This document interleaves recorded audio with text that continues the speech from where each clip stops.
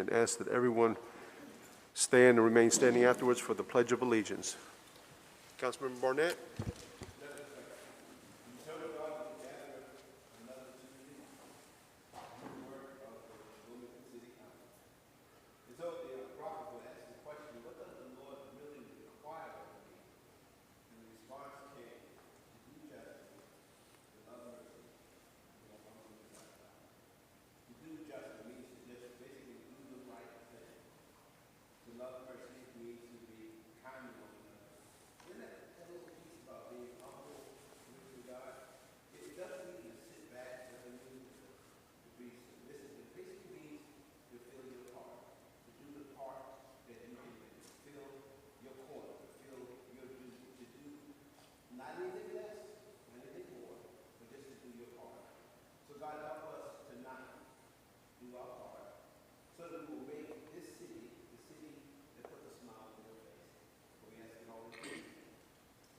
Amen. Pledge allegiance to the flag of the United States of America and to the republic for which it stands, one nation, under God, indivisible, with liberty and justice for all.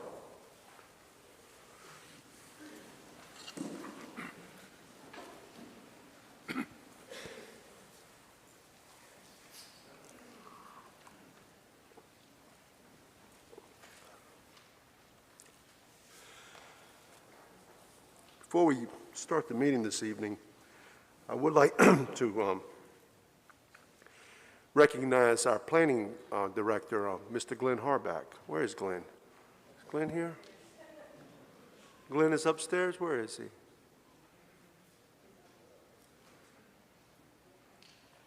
Come on up here, Glenn.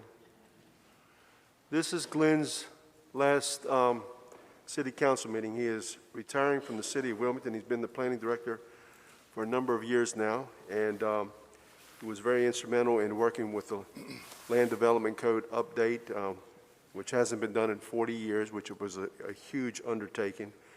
And doing all that in the middle of COVID was a challenge, to say the least, and trying to get all the public input. But Glenn, I just want to say thank you for your public service to our community. I know that many, many years ago, before I was around here, I know that you worked for the city, but you came back as a planning director and have done an outstanding job in bringing this city into the 21st century with 21st century ideas as to how we live and grow as a community. And I just want to say, on behalf of the entire City Council and all of the citizens of Wilmington, thank you for a job well done.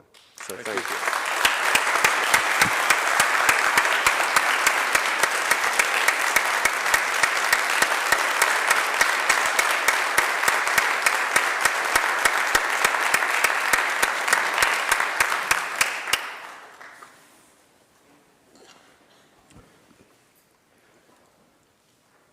First presentation this evening is a recognition of the service of the Wilmington Area Rebuilding Ministry to J.C. Lau, the Executive Director of WARM. And at this time, if J.C. will meet me at the front.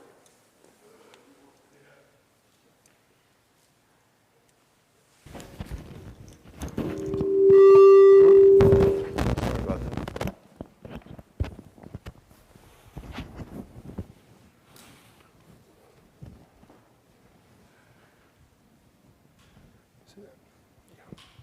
JC, you want to come up here?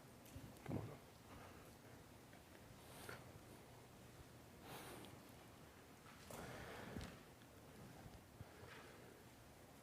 Proclamation reads, proclamation recognizing the service of the Wilmington Area Rebuilding Ministry, better known as WARM, on the occasion of its 25th anniversary. Be it resolved that on 2021 WARM, the Wilmington Area Rebuilding Ministry, is celebrating 25 years of service to lower income families in southeastern North Carolina. WARM grew out of the United Methodist Church's response to Hurricane Fran in 1996. And 25 years later, WARM volunteers, founders, and staff members are still making critical repairs and accessibility upgrades that help families and individuals remain in their own homes and communities. In 25 years, WARM has rebuilt over 1,600 homes in 7 North Carolina counties, addressing threats to health and safety, as well as investing over $20 million worth of repairs into our region's affordable housing stock. The average monthly income of a Warm family in 2021 is only $1,542. 58% of Warm's homeowners are over 60 years old, and 66% have no mortgage. These homeowners pass their homes to their heirs, helping to alleviate generational poverty. The Warm model uses volunteer labor with knowledgeable supervisors and funding from government, corporations, and individuals to make necessary home repairs, allowing those Warm assist to live out their golden years in a safe and stable home environment. Now, therefore, the City of Wilmington continues to believe in Warm's mission to repair, rebuild, and make homes accessible, and to inspire service, generosity, and hope. And I wanted to say congratulations on 25 years of rebuilding homes and the lives in our community, and the outstanding work that you and your organization do year in and year out to keep people in their homes and to fix homes up when they're in need of desperate repair. So, JC, thank you very much. Thank you so much. I'm going to see you in the face. Do you want to say anything? You said it all.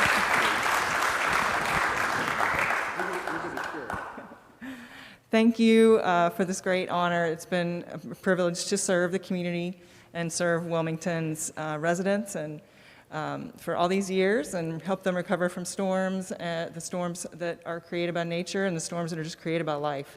And so we're grateful for the partnership, the long-term partnership we've had with the city, and for all the residents that have come out and volunteered and donated. And Warm belongs to the entire community, and so we are grateful for all of you. Thank you very much. Thank you very much. JC, come on. Right here. Come on, right here. Right over here. Smile, everybody. If you can't see it. Thank you, JC.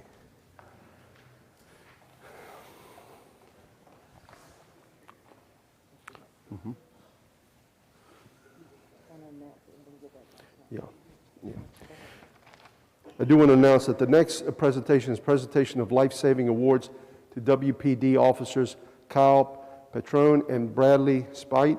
That will be presented by me and the chief.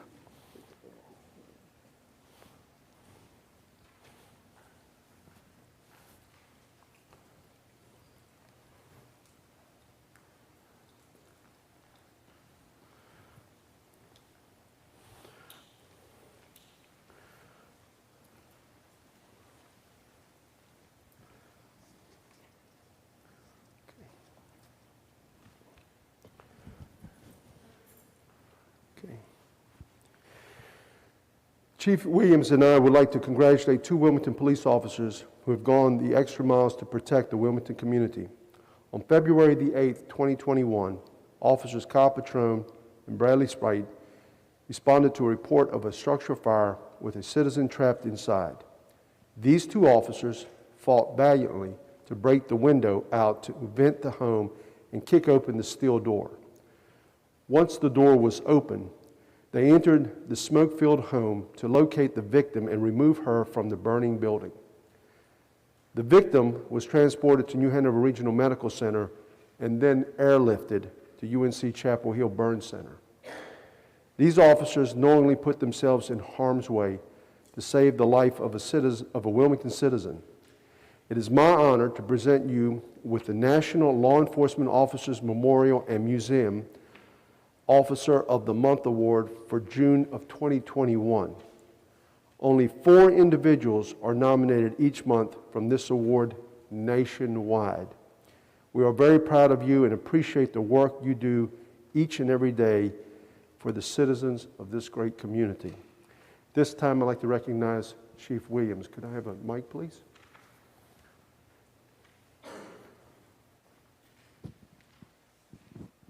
Thank you, Mr. Mayor. Bravery, courage, sacrifice. It represents the actions of these two officers and the citizen that assisted them. I have a saying in my office: I am a chief that is proud of his police. Today I stand before you proud of these two individuals. The easy thing to do would have been to stand outside and wait for the fire department. They didn't. They didn't. They did what was right, and they saved this lady's life. and I want to congratulate you both and just tell you how proud me and the rest of the command staff and agency are of you. Thank you. Thank you.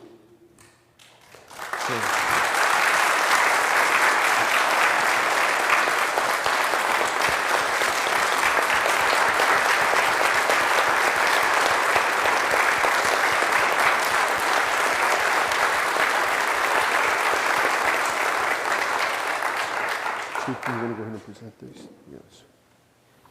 No, present.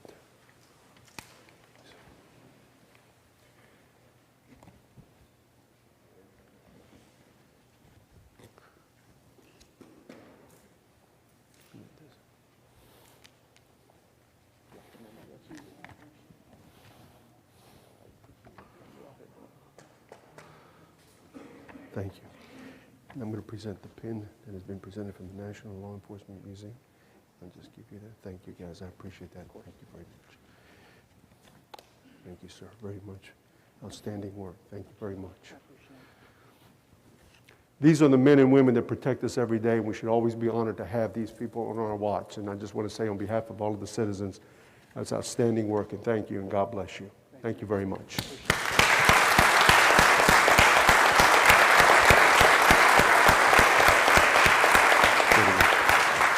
Thank you, John. Thank you.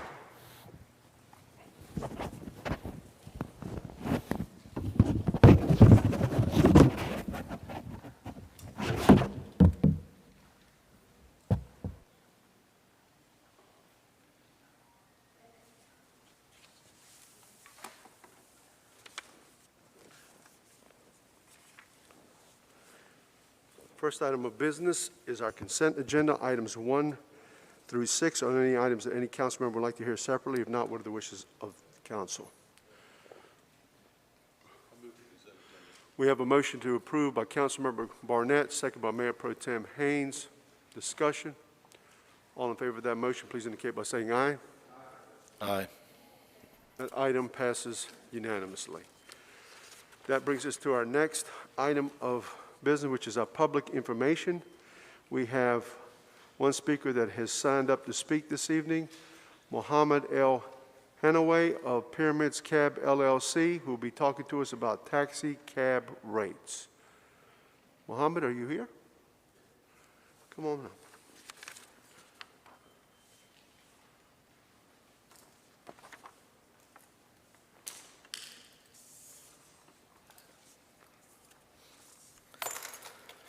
All right. Thank you so much for allowing me to talk about the taxi cab business. It's the first time, and please excuse my heavy accent. First of all, we see all about big shortage in taxi cab in Wilmington lately. We had about 200 cabs running in Wilmington in the last about 15 to 20 years. Now we have only about 40 cabs left. That's causing a lot of shortage, and the people traveling from the airport coming late at night, they couldn't find any transportation to go home. Almost 2 hours wait time. That's all because we have a big unfair competition between share rides, taxi cabs. And we have lots, I don't want to mention no names, but we lost Yellow Cab Company. It's 75 cabs out of business. Cats Taxi, 30 cabs out of business. We only have 2 big cab companies right now, which is Port City Taxi and Pyramids Cab LLC. Average about 30 to 40 cabs. You have only about 5 or 6 cabs running at night time only to serve Wilmington. You're talking about last concert we have here in Wilmington, we had about 8 to 10,000 people in the concert, and we have only about 15 cabs serving them. And that night, Uber and Lyft were charging people surcharge because of the high demand for calls. Some people were charged $200 to go from downtown concert to Monkey Junction. I have a receipt here for one of the pilots that I carry every day from the hotels to the airport. I'm contracted with American Airlines, PSA, and Piedmont and Envoy Airlines. One of the pilots decided to leave the airport, from the hotel to the airport early morning at 6 o'clock in the morning from Hampton Inn next to Coles in Old Eastwood Road to the airport. 5.9 miles. He was charged almost $52. And the cab companies, we charge $2.10 per mile. That is about, his fare is going to be $15 in the cab business. So where's the fair competition here between the taxi cab and Lyft, Uber, share rides? What I'm talking about right now, I know that you guys have to take some approval from the state about regulating Uber and Lyft, but at least make the cab business in the same level as Uber and Lyft, meaning if Uber and Lyft can have 15 years old of vehicles, we are limited by 10 years old. If my vehicle is 2011, it has to get off the road this year.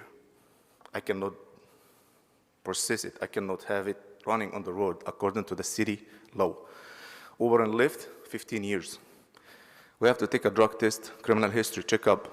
Uber and Lyft, no approval about them or no one is checking them for getting that. Insurance went us from the taxi cab liability, $120 a month, to $450 a month on taxi cab. Versus Uber, they only paying a personal insurance. And they said that once they get a customer in the vehicle, a commercial insurance kicks in. Well, if the commercial insurance kicks in, he should change his tag on his car from a regular tag to a commercial tag, just like taxi tag. That doesn't happen. And that causes all the cab business right now to shut down. So I'm here today to just ask for fair competition between us and share rides and rates. I don't want to surcharge people like Uber or Lyft. Some cab companies right now start to say, you know what, if Uber is charging them $200, why can't I? And who's suffering is the customers or the citizens of New Hanover County. So we would appreciate it so much if you help us to keep running the business by increasing the limit of the years of the vehicles. Try to work with us about the prices, insurance, stuff like that. So that's all I can say tonight. And we would be very thankful if you really guys help us out to keep running because the civilians here needs us. Just a small example, and this is going to be my last thing. During the pandemic time, when COVID-19 was really striking us hard, Uber and Lyft shut down completely for safety. Who was running the city? Who was running people from point A to point E to go groceries, to go to the hospitals, to go visit someone, to go visit family was the taxi cab. But we cannot serve 200 people or 150,000 people here in Wilmington with only 40 cabs. So right now, I'm trying to survive as much as I could, plus the other companies is doing too. Every year we have a companies, boom, out of business. So if all the cab companies are gonna be out of business, the civilians in this city is gonna be hurt very bad, especially in the surcharge time. They're gonna have to pay a lot of money to move from point A to point B. Sometimes for 2 miles, they're gonna end up paying $100. From Wrightsville Beach to Avalon Apartment, this is one of my customers, in Halloween night, $140. So for the benefits of the citizens, I would be very thankful if you guys help us out and do something for us to keep surviving in this city. Thank you so much. Thanks for listening. Appreciate it. Mayor, I'm remiss that I didn't kind of bring this up at some point. I flew in June at the airport, and the entire plane could not. We were just stuck there. People walked to the courtyard. It was so embarrassing. You know, there was no Ubers working. People were riding with people they didn't know, thumbing, getting in the back of trucks. It was just a nightmare. Even the staff, even the people on the plane, the stewards and stewardesses, they just laid out on benches. It was just terrible. So, I mean, there is some balance here, and I was unaware, you know, I guess Uber, prior to the pandemic, you know, Ubers and Lyfts were so plentiful, you know, I guess we forgot about our cab companies, but I would just like to see us, like the gentleman says, we need to re-explore the expenses and the free market. And some of that may be, I don't know what's regulated by the state and what's not, but I hope we'll listen to the gentleman and explore that a little further.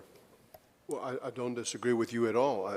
I've been hearing a lot of commentary and comments and complaints from folks that have been using Uber and Lyft, and the surcharges of, as Mohammed had shared with us, of $200 to go a couple of miles. And there are very few cabs out there.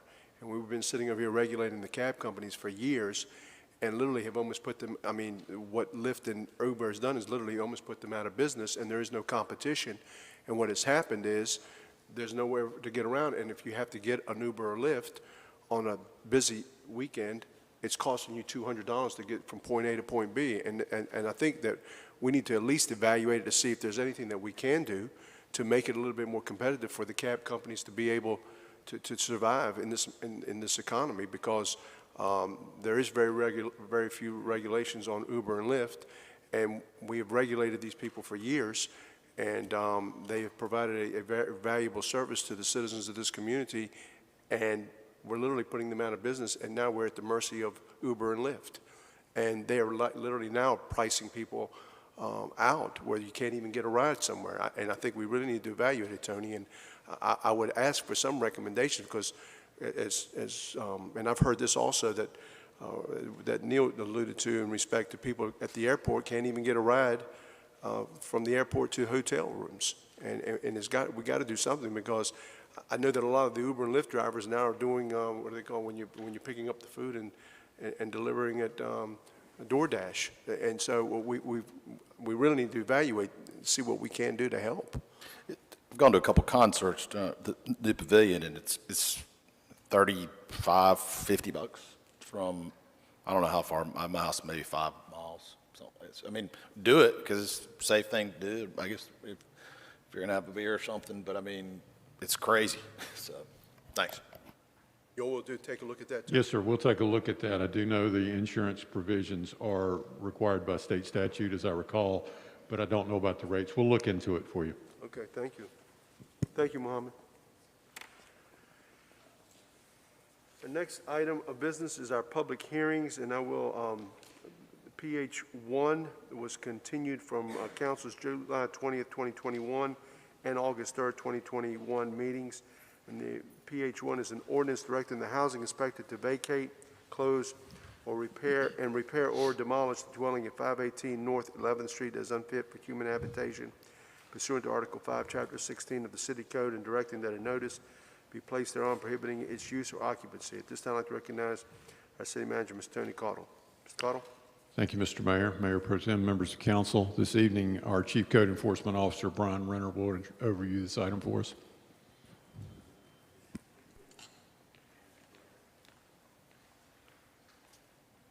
Evening, Mayor, Mayor Pro Tem, Council. It's nice to see you again. So the property we have tonight is 518 North 11th Street. As you know, this has been continued a few times. I'm not sure if the attorney for the property owner is here or not, but I do know that Ms. Rivers McCray did pass away during the time period. She passed away, I believe, in August. So that is a factor to take into consideration. We have not had any contact with her family. I've spoken with her attorney and tried to get contact information, but she doesn't have it either. So the last I heard is that they have family in Compton, California, and that's it. So we've tried to make contact with them, try to find them, haven't had any luck yet. But we have published and done everything in our process on this, so we are good to continue moving forward. So this property is a vacant property. It is a little over 1,000 square feet. It is a single-family home. It's pretty much surrounded on all sides by housing authority property. So this is the front of it. We started this case back in October 2018. We did take it to housing code hearing in July of 2020, Ms. McRae's attorney was present at that hearing, and we provided them until January of 2021 to do something with the house, which they failed to do. And in that time period, the roof actually collapsed on the house, which you'll see in the photos here in a minute. The tax value of the structure of 2020, when we took this to hearing, was $23,500.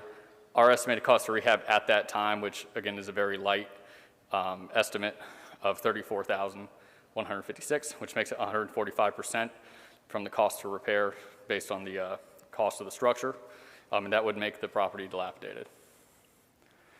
These are the minimum housing code sections that were outlined in the findings of fact during that hearing. And this is the current condition of the house. This photo was taken June 22nd. It has not gotten any better. The roof has actually started to collapse farther. And the family does also own that house next door, the greenhouse that is vacant.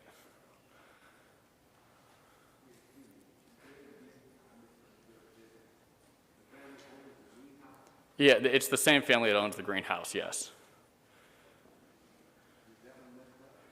We do not have a case on that one, no. That one is 520 North 11th Street, and our assessment is that it does not warrant a minimum housing code case at this time. However, if that house at 518 comes down on its own, it's probably going to hit 520. So no one's living in the greenhouse? Correct. And this is the backside of that house.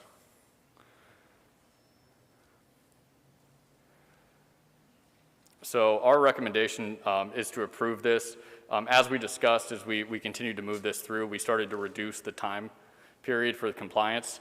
Right now, we have a 45-day window for the family to come forward and do something with the house. And I believe we're requesting 15 days to keep the structure secure. It is currently secure. We haven't had any vagrancy issues with the property, but we do want to keep an eye on it, especially given the severe danger of that roof right now. And I'm here for any questions. Okay, yes, sir. Mr. Ravenmark? The greenhouse, is it vacant or occupied? Vacant. I guess what I don't want to see is 2 years from now, you're down here with this one, because that house on the surface looks very livable, like it's been maintained, but have there been any conversations with anybody in control of that they're not just letting it sit and implode, fall in? Yeah, what doesn't get seen a lot is the incredible amount of work that I and my staff do to try to find people with these types of properties. We dedicate hours and hours of time before we take anything to hearing just to find somebody to send a letter to or a phone number to call. One of my officers, he'll knock on every single door in the neighborhood just to find somebody who thinks they know somebody that owns a house. So we have not had any contact on this one. I've been working through Ms. McRae's attorney, or I'm not sure if she's still representing the family at all. To my knowledge, she isn't. But I'm working to find contact information for the family because these aren't the only properties that the family owns that are in this type of status of error. These two just happen to be next to each other. As short as the housing stock is, it's a shame that somebody's not able to use and enjoy that house. Thank you. Okay, you mentioned the lady died just in August. Correct. Was she living in Wilmington? No, she was living in D.C. at the time, but she was buried in Wilmington in August, yes. So Okay. if that answers your question. All right, and you don't know like what church did the funeral or anything like that? Because I mean, that's, I would have to look at the obituary. yeah. I'm not 100% sure who handled the arrangements. There was not an obituary that was published that I could find. I just had a notice of burial that I found online. Okay. And one further question. Did I hear you say that this family owns the greenhouse as well? It is the same family that owns the greenhouse, yes, and they also own several lots around the city that I found as well. Okay. We gotta find them. Okay, thank you. Wow. Anybody else? Okay. Thank you, sir. Is the property owner here? Okay. Mr. Mayor, I did reach out to her attorney and asked if she was still a part of this case, and she said that she was no longer representing the estate. but I'm not sure if she came tonight. I don't All believe right, she well, I'm did. going to recognize if the property owner is here, if they'll please come forward. If not, then I'm going to move on to the public hearing. Okay? Seeing none, I will now open the public hearing and ask if anyone in the public wishes to speak in favor or in opposition to item PH1.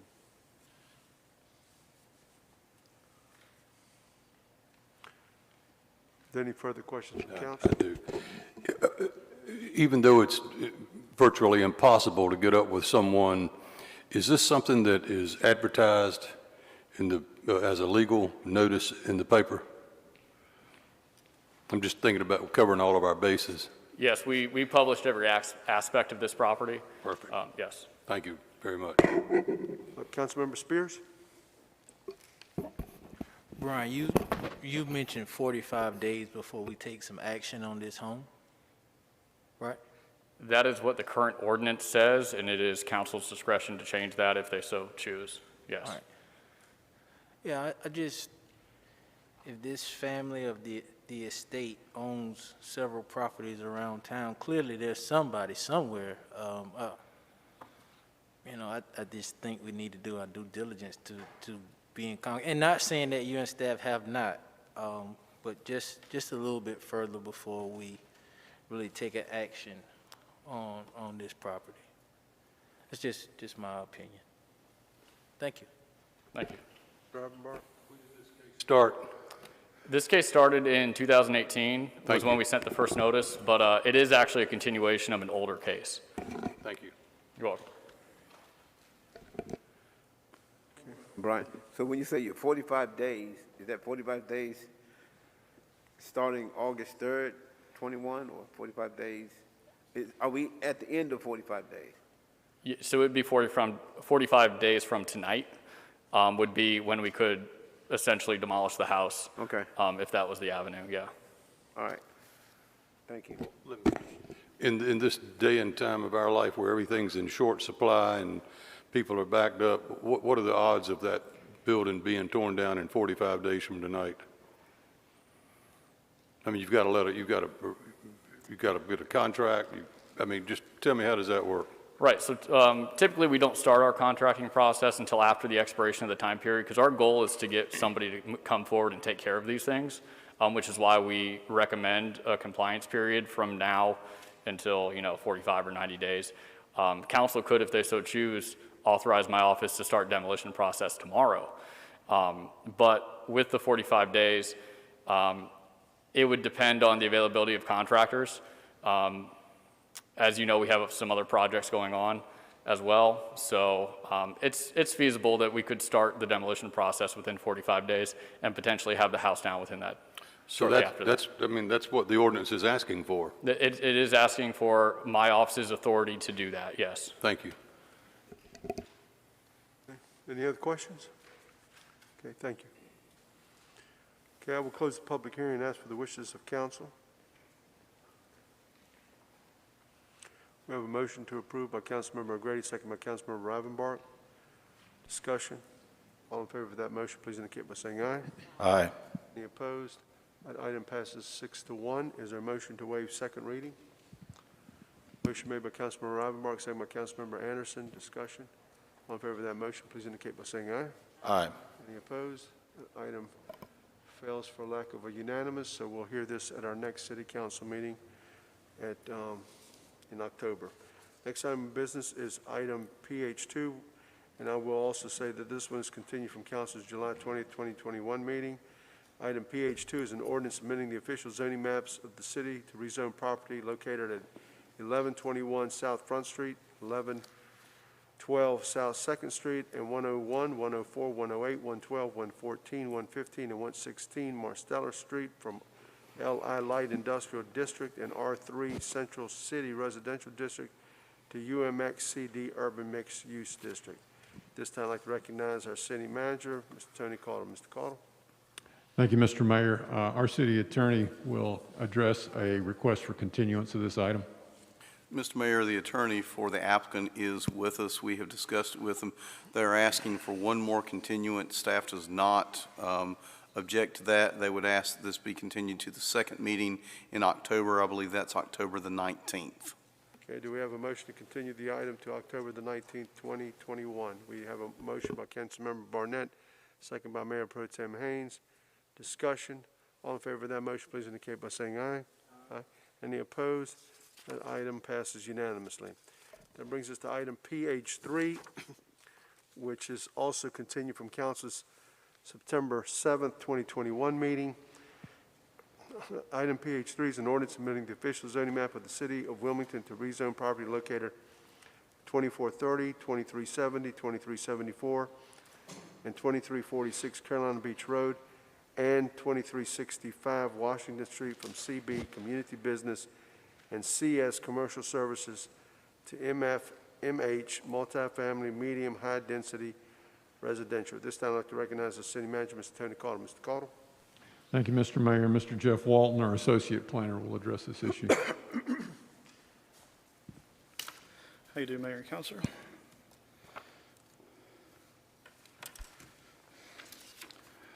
The applicant proposes to rezone the site from CV Community Business and CS Commercial Services to multifamily medium-high residential. The application was continued from your last meeting, and tonight I am providing an update to that request. Originally, the applicant proposed a multifamily medium general rezoning that allows 25 units per acre, which would allow for a maximum of 390 multifamily units on site. The current multifamily medium-high district does not include a provision for workforce housing. Once the new LDC becomes effective on December 1st, the multifamily medium-high district will become a legacy zoning district, and this property would be subject to the provisions of the old code. As you recall at your last meeting, there was an issue raised with the council concerning the lack of any requirement for workforce housing in the general rezoning request. As a reminder, conditions cannot be placed on approval due to the request being a general rezoning. Staff has identified another alternative for council to consider, which would be to apply the MD17 multifamily dwelling district to this site with an effective date of December 1st. The MD17 district can be found in the new code and would substantially reduce the number of dwelling units allowed by right, but includes a provision for workforce housing that would allow the applicant to increase their density as long as the workforce housing was proposed. The new MD district would allow 17 units per acre by right, and if you do a workforce housing component, it's 36 units per acre for a maximum of 562 units. The site, this next slide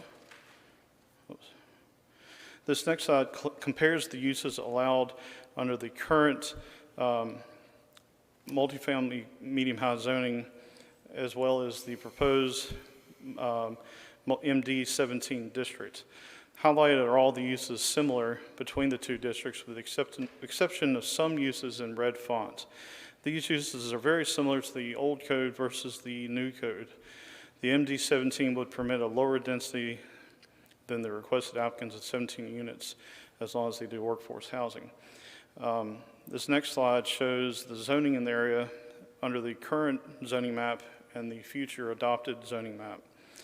The new LDC, as we call it, will be effective December 1st, 2021. And as you can see, even the Sunset South to the west would be considered MD17. As mentioned at your previous meeting, the proposal is generally consistent with the recommendations of the Create Wilmington Comprehensive Plan and the City Strategic Plan. Based on the information contained in the case summary, staff believes the request to MD17 is reasonable and in the public interest and recommends approval of the request. And as a reminder, the MD17 zoning request would become effective December 1st, 2021. And I believe the applicant is also here to make a brief presentation. Any questions, sir? Any questions of Bear? Yes, sir. Mr. Grady.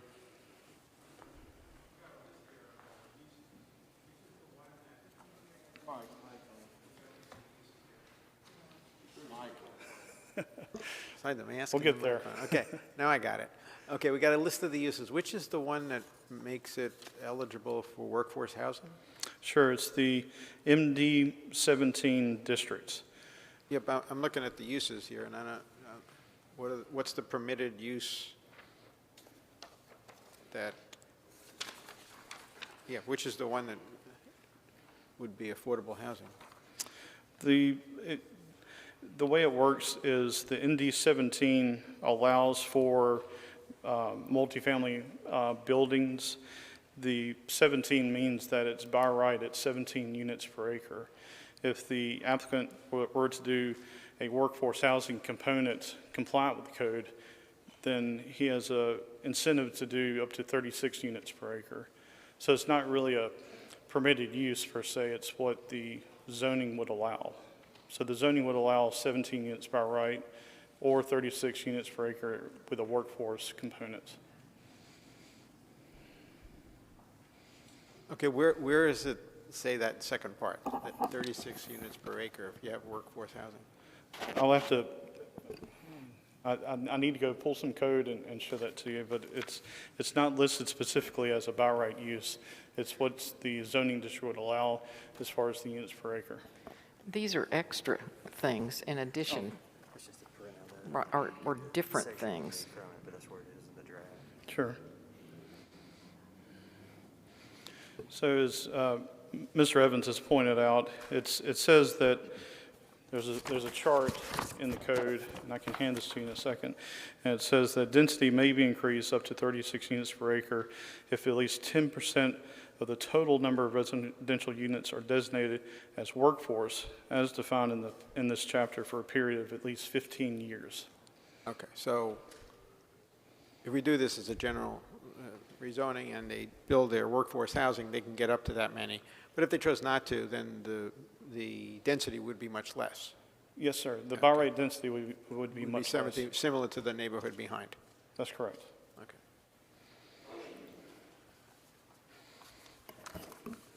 Anderson? The other side of that, just to play, I mean, so they'd only have to do 10%, correct? That's correct. Per the code, it's 10% for 15 years in order to qualify for 36 units per acre. Okay, I'll ask the question of the applicant. Thank you. Sure. Yes, sir, Mr. Spears? Would the MFMH allow how many units per acre? Sure. It's in a previous slide. I'll just put that up. So the proposal was 25. for 25 units per acre or a maximum of 390 units. That's what the general rezoning would allow. I'm not sure if that's what the applicant has in mind for their project, but that's, if you approve a MH tonight, it would be 390 units max. Thank you. Member Ivanbark? But if they go to the 10%, then it jumps to the 36. That's correct. If this council elects to MD 17, they would have a provision to do 36 units per acre. Which is what we're here for tonight, to try and do. That's correct. Affordable housing. Thank you. Anybody else? Thanks. Thank you.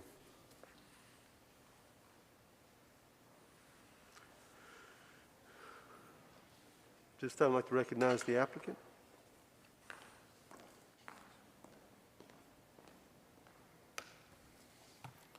Mr. Mayor Pro Tem, members of the council, can you hear me all right with my mask on? If that changes, please don't hesitate to raise your hand and I'll remove it while I'm at the microphone. My name's Sam Frank. I represent the applicant. Sir, I would prefer if you moved it because I find myself understanding you a lot better if I can see. Thank you, sir, for saying so. You okay with that? After discussion with staff and at the good recommendation of the planning staff and the city attorney's office, we agree with the suggested change that this be proposed as a rezoning to MD 17. It's fine with the applicant that won't be effective until December 1st. That works for our intended purposes. That's more significant downzone than the proposed downzone to multifamily medium high, but it fits, it works. It's consistent with the neighboring property to the west, which is currently zoned multifamily medium and will become MD17 on December 1st. And it contemplates a similar density for market rate multifamily as would be permitted under the current zoning on the property, under the CB, if it were to be developed in a mixed-use fashion. And most importantly, the MD17 incentivizes workforce housing in a location that we believe is fantastic for workforce housing. There were some open questions from you at the hearing on September 7th, and I anticipate that the public hearing may generate some additional questions. With your consent, Mr. Mayor, I'd respectfully request the opportunity to defer my comments in response to your questions until after the public hearing. Very well. I agree. Thank you, sir. Thank you, sir.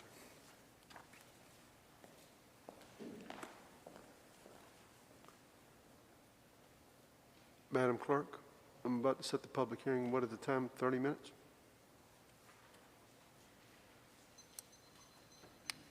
At this time, I open up the public hearing and ask if anyone in the public wishes to speak on item PH3. If you please come forward and state their name and where they live for the record. Hallelujah.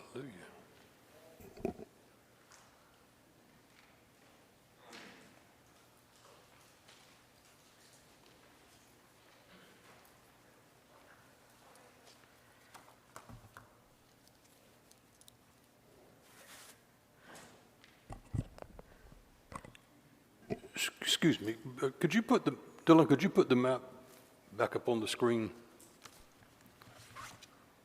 Thank you. Good evening, Mr. Mayor, Madam Mayor Pro Tem, and members of the council.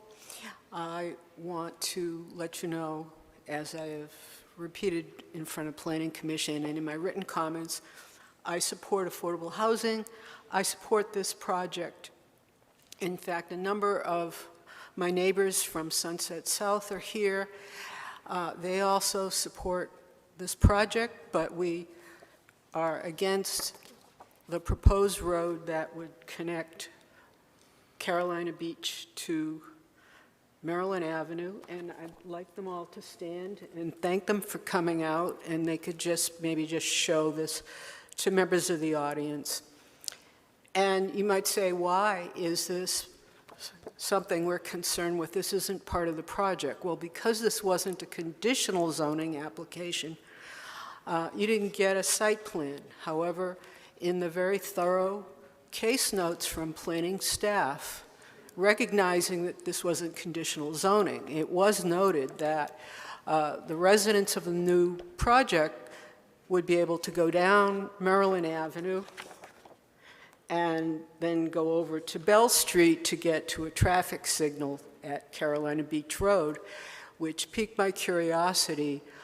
And I had also expressed concern about siting an apartment complex where there'll be a lot of children right on a highway. I grew up on a highway very much like this. And I was told, listen, it's going to be over 200 units. You can't even apply for the funding program if it's over 200 units unless you get special permission. So when I heard that the application, the preliminary application had been filed, I contacted the state and they sent this to me. And I saw that that was going to happen, which got my neighbors upset. Sunset Park folks aren't here because they don't know about this. But they, as well as people in my neighborhood, came out in force in 2012 when a similar proposal was made for a road on the north edge of the flea market property. And now, here we are in 2021. Let's do it on the southern part. They don't understand how could this happen. And so, of course, I spoke with folks in the city government. I got to say, everybody was very informative, very polite, very patient with my questions, and they said, well, you know, we weren't a part of that. That was different. That was WMPO. It was a collector street proposal, so it was going to collect cars from this neighborhood, and they could come out. This is for neighborhood interconnectivity, and anyway, this is part of a swap. I said, what swap? Well, there's an existing city right-of-way that goes north-south along Washington Street, which, as far as I could tell, has been there for nearly 100 years, and the county and now the city never exercised their option to use it. For one thing, it doesn't extend all the way through the property. And so the property owner said, well, you know, that's got to come off if you're going to build a housing development there, if you're going to do anything with the property, really. And the property owner thought, I don't know why, that staff might recommend against the city abandoning their right-of-way. And so a swap was proposed.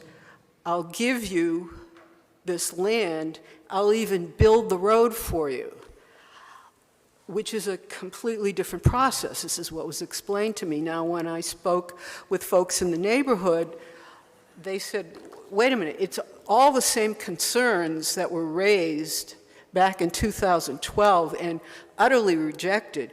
We're not just a residential neighborhood, we're the port community. I look outside my house and I see the Titan Cement recycling operations. I have phone numbers to call in Virginia headquarters if there's anything happening that we think they should know about, as well as locally. They call me or other people in the neighborhood when something happens. I have a number to call in the port when big tractor trailer trucks get lost in our community and go up over the sidewalk. You know, we can call to their outreach people or to the police. They'll even ticket them if it's a truck going into their port. And so those are our neighbors. And in 2012, this was rejected, not just because it was recognized there would be a huge uptick in the industrial activity part of our port community, but also as Wilmington and the southern part of this area is being built up all the way down to Carolina Beach Road, there's more and more traffic, and that traffic cuts through now. We're not trying to have private streets so the kids can play stickball.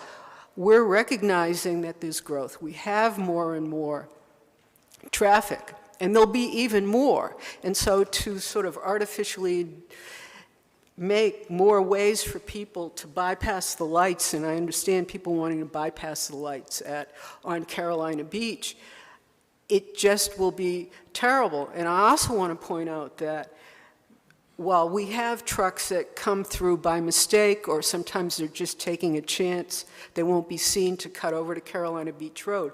Once you put driveways here, if there are trucks that have business here, they can legally cut through and go there through our community, through the port community. And like I said, there's more and more industries. So another new neighbor on our block is a logging firm that stores pine trees, and these big trucks come up with the logs, and we have to make sure we're paying attention, and they have to pay attention to us. And so, you know, trying to explain to my neighbors that it's two different governments, two different processes. Somebody said, well, you know, Susan, that's urban word salad. Doesn't make any sense to me. And I said, well, I understand what you're saying, but I can understand what the city employees are telling me. It's two separate things. But again, this isn't being highlighted. And so I was also told once the owner dedicates that right-of-way, then that's pretty much it. The city will then say, okay, if you want to build it, or they could exercise it.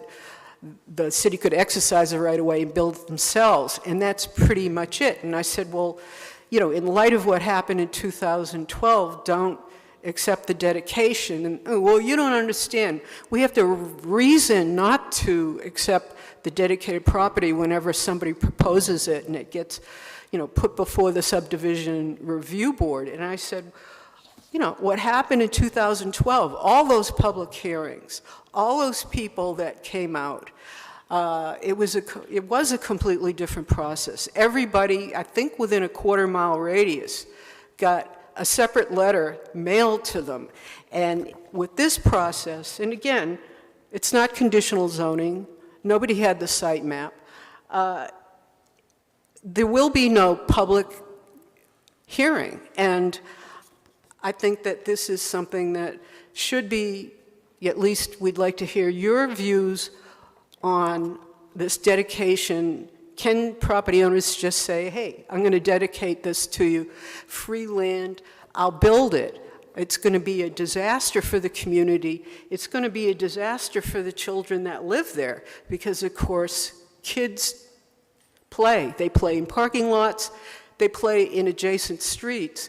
And like most apartment complexes, sooner or later they say no skateboards, no bicycles. They're going to be coming on over here. This is going to still be a fairly narrow street. Our streets are narrow. They're curvy. You can't see cars coming.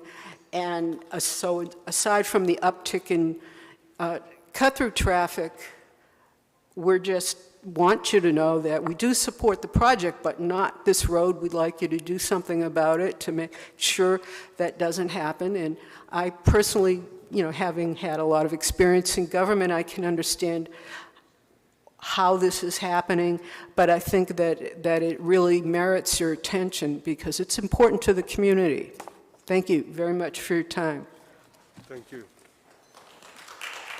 Next, please.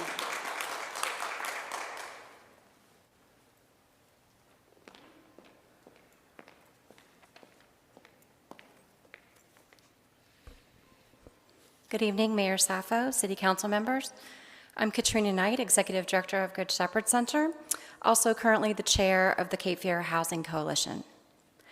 I'm an advocate for affordable housing because the lack of it in our community is the #1 reason that we meet families, veterans, seniors, and others who have lost their housing and need our emergency safety net. I've been addressing council for 17 years now, and I've never seen our housing situation more dire than it is right now. The recently completed comprehensive housing study by the city and New Hanover County found that 1 in every 2 of our neighbors is spending too much on their housing. 1 in every 2, leaving them vulnerable to not only losing their housing, but also having too little to spend on food, medications, and other necessities for their well-being. The study also estimated our current affordable housing shortage to be 10,000 units, and that's a pre-COVID number, really. As a community, we work to create new units, 24 here, 40 there, but we are losing affordable units faster than we can bring them online. Bradley Development and Kelly Development Companies proposed almost 300-unit development would go so far in moving the needle to address our affordable housing crisis that they've expressed a commitment to making them 100% affordable, and for residents at about 60% area median income. That's the sweet spot. That's what we need.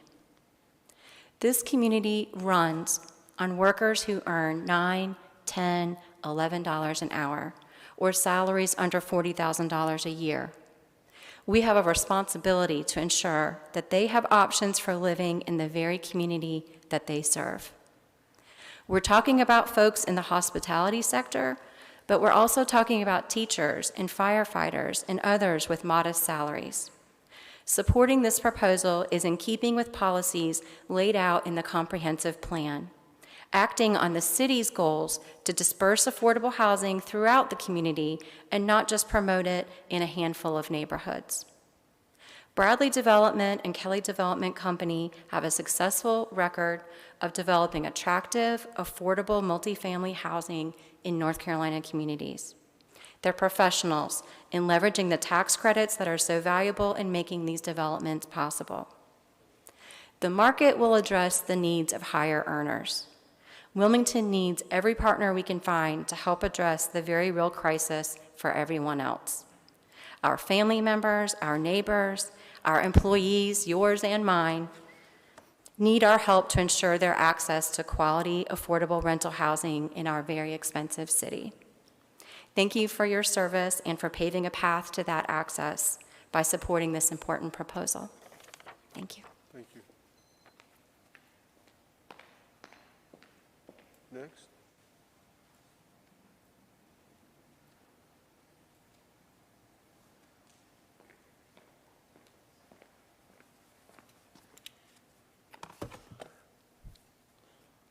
Good evening, council members. Appreciate all the work that all y'all do on a daily basis. My name is Patrick Barnes, and I'm here on behalf of all the vendors and the, you know, on every given weekend, there's probably 600 to 1,200 people that come through the gate at the flea market. And they're usually looking for, you know, first of the month, you see the people that are coming in, they're trying to make ends meet. You know, they go there. You've got people that are looking for various, you know, hoping they can find that next treasure. And it's been an integral part of Wilmington for, I believe, 30, 35 years. And we're just hoping that maybe y'all can maybe kind of keep this thing a commercial area and just let it stay commercial. Maybe we'll attract another, somebody that would be interested in keeping it maybe a flea market, possibly reinventing the drive-in, because that seems to be wildly popular these days, especially with the COVID outbreaks and everything. People can kind of stay in their own cars. And, you know, if we go and turn this thing into multifamily housing, that's going to be it forever. I mean, you know, that'll be the end of that area as it's been known for years and years. I kind of think the areas around there are probably like 100-year-old communities. You know, they've been there. Everything is, you know, small. If you look on the map, you know, on the backside where they're proposing the exit there, I mean, it's a windy road. I mean, there's nothing straight about that road. And just by doing my, you know, just kind of counting houses as I was looking at it, there's about 75 houses on that road.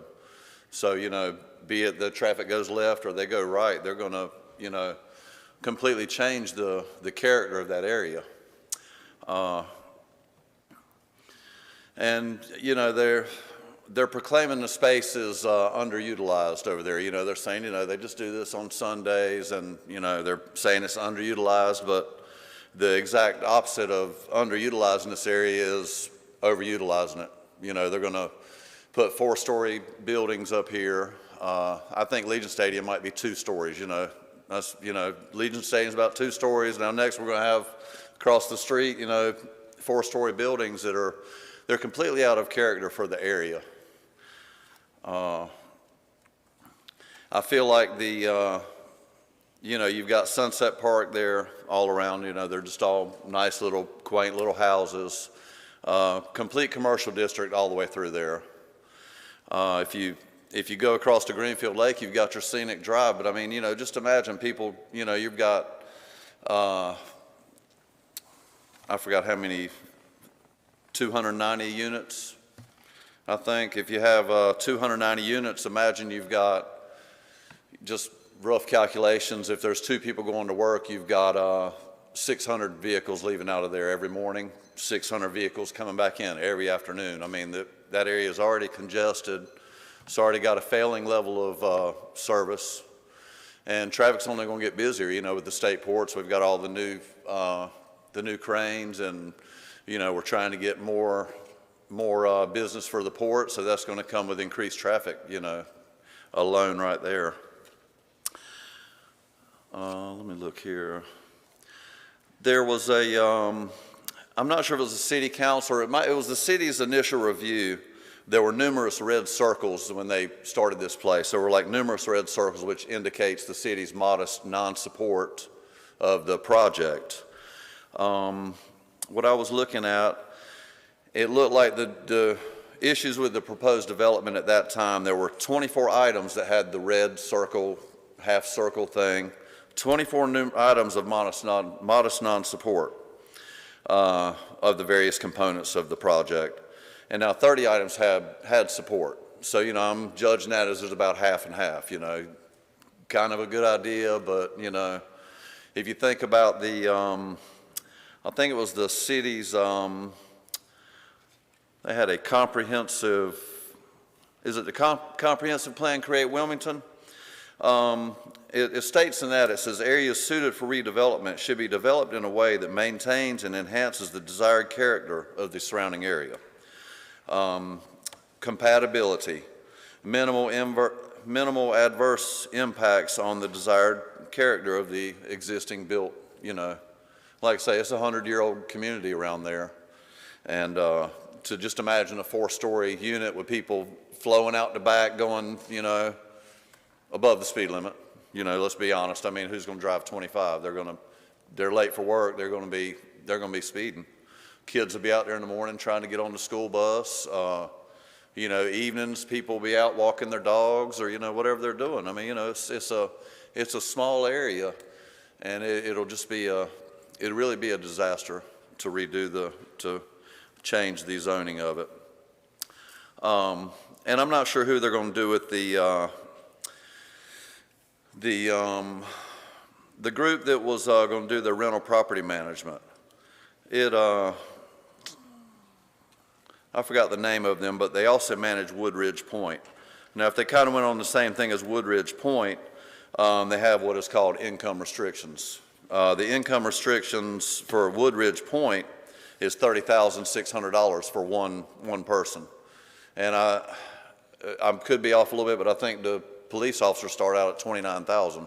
So we're saying that our police officers wouldn't even be able to really get into, you know, Woodridge, you know, if it's something modeled after Woodridge Point, it's going to be,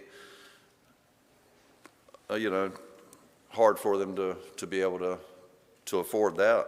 And if they've got a wife, if it's 2 people, then you're up to $34,900. My thing is, I'm just asking y'all to just please, you know, stop on this, you know, before we lose another piece of what makes Wilmington, Wilmington. I mean, I've been here forever. Since 1985, we've been going there. And before that, you know, the movie theater. I mean, I remember some of my friends going and seeing some really movies like E.T., Old Yeller. You know, we could, if we leave it commercial, we could, you know, maybe y'all could help us invent a, you know, help it remarket it, you know, to where we could actually kind of keep it what it is. But I thank you for your time and appreciate all the hard work. It was Mr. Barnes, wasn't it? Yes, sir. Do you live in the Sunset South? You live in that neighborhood? No, sir, but I live in Wilmington. I do the Starway as a vendor on every Sunday. Okay. Every Sunday. Okay. Thank you, sir. Yes, sir. Anybody else? Thank y'all. Thank you. Anybody else?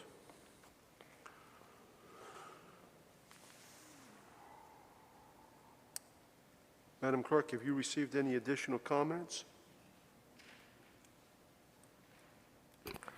No, sir. The one that I received, the young lady spoke tonight, so I will enter her notes in the record. Okay. All right, Mr. Frank, do you want to come back and address some of the concerns that have been shared here this evening? Thank you, Mr. Mayor. I believe we have a presentation. Would you be kind enough to pull that up? And do I have control here with the cursors? Great. Thank you very much. This project was recommended by staff. It was subsequently unanimously recommended by the Planning Commission. Excuse me, this rezoning was recommended by staff and was subsequently recommended by the Planning Commission. It's consistent with the comp plan, it's consistent with the strategic plan, and it's a good fit for what will now be multi-dwelling 17 as a transition between an existing multi-dwelling 17 and the commercial uses along Carolina Beach Road. Interesting that it's been zoned CB for 25, 27 years. Prior to that, it was zoned exactly the way that we're asking you to make it zoned today.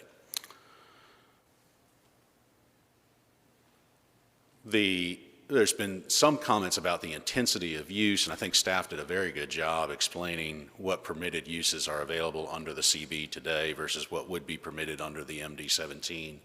When we talk about intensity of use, traffic is one of the most effective metrics to use to evaluate that, and so we included this explanation here, which I believe you've already seen. There are some example uses on the first two lines for traffic count based on the current zoning and by right uses under the current zoning. There's also a line item there for a market rate multifamily project under the MD-17. And then the last line item there is not a hypothetical, it is a specific workforce housing-oriented multifamily project reflected on this applicant's submittal for tax credit approval for exactly the same. As you can see, the intensity of use that we are proposing in connection with this rezoning is substantially less than that is permitted today. This is a fantastic site for workforce development, workforce housing. And while you're not approving a particular project today, we're asking you to approve a change in zoning that would incentivize workforce housing development. The current zoning doesn't do so, and the zoning that we propose to you does. You've seen this slide previously, and I won't belabor it, but this is the qualified census tract explanation on the map. And the reality is, for a 4% LIHTC, low-income housing tax credit project to work in the city of Wilmington, it really needs to be within that qualified census tract to make it financially viable. This, we believe, is the last truly valuable site that can be developed in that fashion. We're behind the eight ball when it comes to low-income housing tax credit projects. As you can see, there are a very limited number of affordable or workforce housing units in the city based on that program to date. And as Ms. Knight effectively described, we've got a gap and we've got a need. This particular location is fantastic with regard to its availability to services, and particularly with regard to its proximity to the hospital. This is less than 1.5 miles from the hospital. And that's not just about the convenience of commute for medical personnel, so many of whom fit within this workforce need. It's also about us maintaining continuity of medical services at times when we need it most, amidst natural disasters and the like.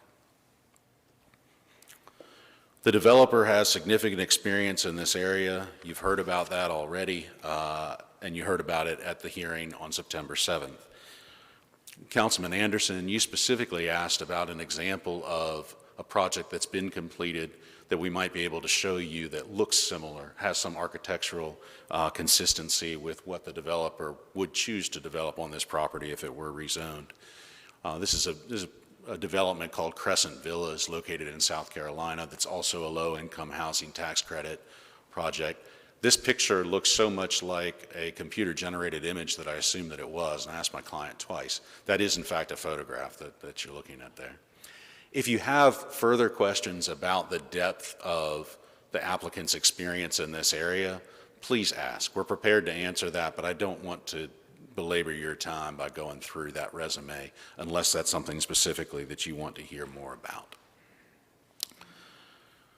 This is a straight rezoning, as you well understand, but it's a straight rezoning that's been motivated by a development project that is very well evolved. In order to submit the application for this low-income housing tax credit, the project has to go through several steps and has to demonstrate its ability to move forward. So when we put a line item on a chart that says we anticipate 278 units and this level of traffic, that's not hypothetical. That's based on the actual design of the project that's reflected in the application for the low-income housing tax credit.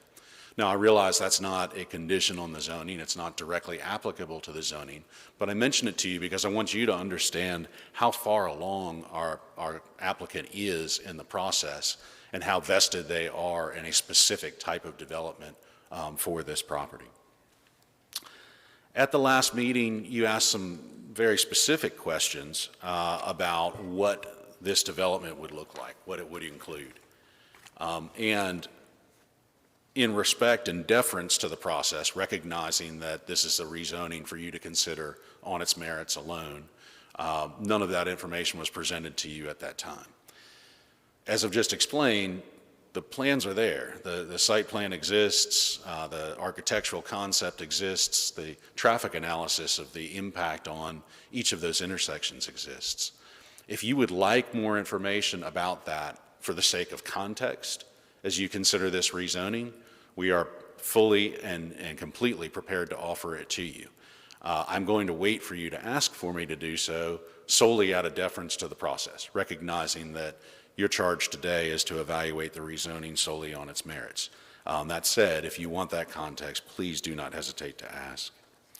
In response to the comments raised during the public hearing, let me address, I believe it was Ms. Shaloub who spoke with you first. I don't think she identified herself, but from looking at the video of the Planning Commission, I believe that's the same individual.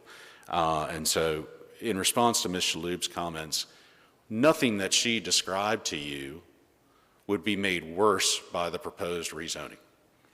This proposed rezoning is a downzoning. It takes away intensity of use. It takes away the likelihood of a greater number of people utilizing an area. Any development of this site is going to include expansion of the interconnectivity of the public road system and likely connection of Maryland Avenue from Carolina Beach Road to the west side of the property. If not that, then an alternative across the property that achieved the same thing. That's consistent with the city's transportation goals. It's exactly what you want. And it sounded like the crux of her position was that today, people who don't own this property utilize it for their personal enjoyment. And if part of the property is dedicated to the city for a road, then less of that property will be available for that purpose, which of course we would take objection to and suggest that the public needs served by greater interconnectivity and the typical process where a landowner establishes, builds, and then dedicates a road for public use is by all means an appropriate one. Mr. Barnes communicated to you his strong advocacy for the existing flea market. I understand his passion for it. I know that it's a popular thing. It's never been your business to dictate a particular business or use on a given piece of property, and I'm confident that it is not your role to do so here either. That particular use has a limited life, we understand, regardless of what you decide tonight with regard to the rezoning. And with that, I defer to any questions that you may have for us. I want to. Go ahead, Mr. Anderson, and then Mr. Barnett. Mr. Frank, quick, I mean, I'm a fan of what the planning department's come up with and what y'all have worked with on this MD-17. But I guess it mentions 10% affordable. Help me with the 4% LIHTC financing, is that 100%? Has to be. Yes, sir. So even though it's 10 in the zoning, to get the financing, it's 100. That's correct. Okay. It's also worth noting that workforce housing, by the city's standard, to meet that 10% threshold, evaluates it based on an 80% of average median income. The low-income housing tax credit program requires that we satisfy based on a 60% of average median income. Excellent. I guess I did not, the map that the lady was holding, it was blue lines and black lines. It looked like along the edges of the perimeter of the property. Yes. Would the connection meander be a straight pattern from Maryland, or do you know yet, or is that something that the subdivision review would help you with, or what's the process? I can ask that of staff as well, but with your consent, I'm happy to pull up the site plan. That'd be wonderful. That we included on our application. Just curious about that traffic piece, which is public record. But it'll give you an idea of the answer to your question. This has not been through subdivision review board yet. Have no reason to believe that it wouldn't be approved by the SRB. It's a well-considered and thought-through design, and you can see the pathway for Maryland Avenue between its current stub out at the western end of the property and across the subject property into Carolina Beach Road. This may be out of your ballpark here. It may be more in one of Cindy's or some. I guess that's looks like horizontal parking along that road, street. Your lead-in comment was apropos. That's all I needed, Frank, on that. Thank you. Cindy Wolf is here tonight. Do you have a question about parking that? Question was really about the street and how it would connect. Thank you. Okay, yes, sir. Barnett? Yeah, thank you. I'm definitely in favor of the workforce housing opportunity. I guess my question is, give me some more clarity on the street that Ms. Susan talked about. You know, Maryland going to Carolina Beach. Is that the main exit that the folks there will be using? And is that running right through Sunset Park, or help me understand that? So the image that's on the screen shows the proposed location for the new section of Maryland Avenue, which is the primary point for ingress and egress for the subject property. It also creates an additional point of ingress and egress for those who live in Sunset South. So that means it's better for them. Is that what you're kind of saying? Yes, sir. And we have our traffic engineer with us here tonight, Mr. Don Bennett. And with your permission, I'd invite him to come and talk to you about the evaluation that's already been done on those intersections. Okay. And you mentioned, because you mentioned you guys have already done a lot of work. So is that part of what you've already done? Absolutely, yes, sir. Okay. All right. Yeah.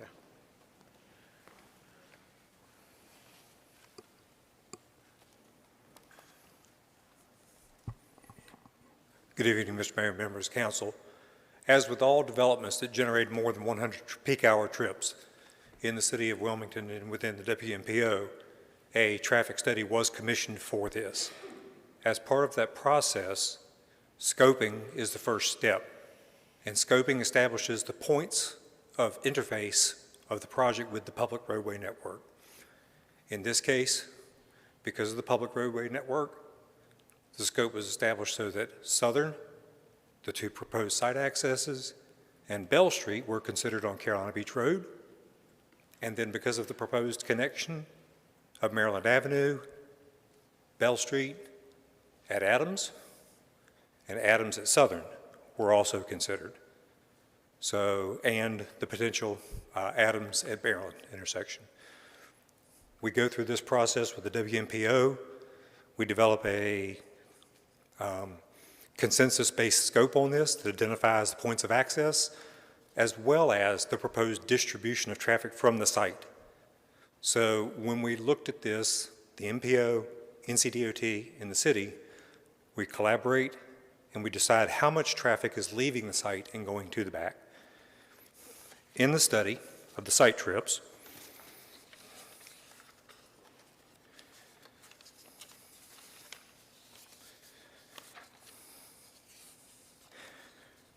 the site trips are frequently distributed based upon the existing pattern of traffic in the surrounding area.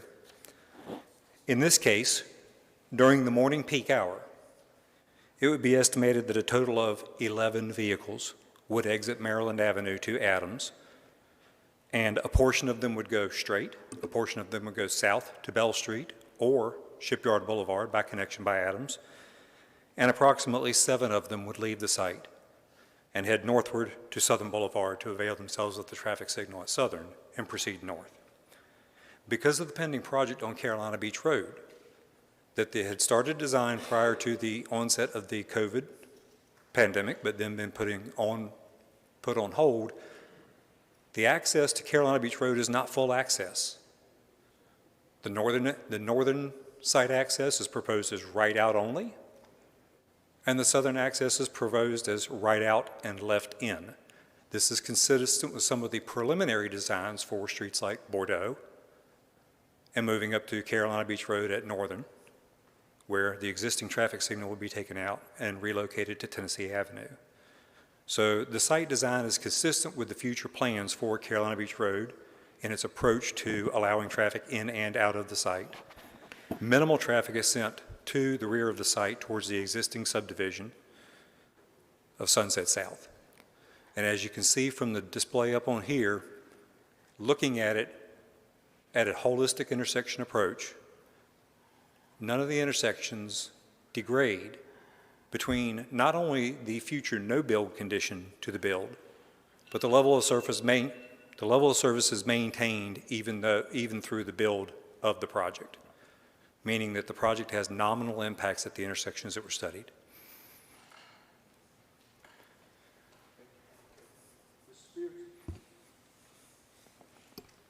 I want to ask you the question about the low-income housing, 60% of AMI, compared with the workforce housing city standard of 80%. Is it not already, does the low-income housing standard for the application that you have to put in, does that not supersede the 80% that the city requires? You understand what I'm saying? What I'd like to do is invite with the applicant, Ted Heilbron, who understands the nuances of the application better than I, to talk to you a little bit more detail about that. The standard that we are meeting for the application is that we're making a commitment to set rent based upon 60% of average median income.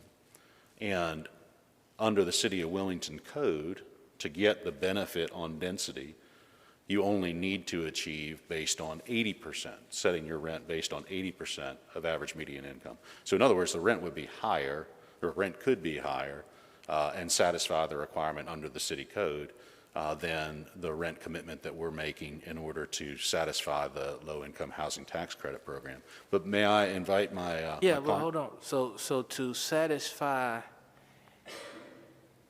this, what is it, MD17 district, the rent would be higher than what you originally proposed to us on the 7th? No, well, under MD17, to be clear, you could have market rate. You could have multifamily that's not workforce housing at all, but it would be at a lower density. In order to develop at a higher density, you have to satisfy the city that you've provided at least 10% workforce housing, which means rents must be based on 80% AMI, a figure or lower than that figure. Since we're satisfying the figure based on 60% AMI, we're inherently lower than the threshold, the ceiling that the city sets. I'm not doing a great job of explaining the program. Can I invite Mr. Heilbron to come answer your question? Thank you.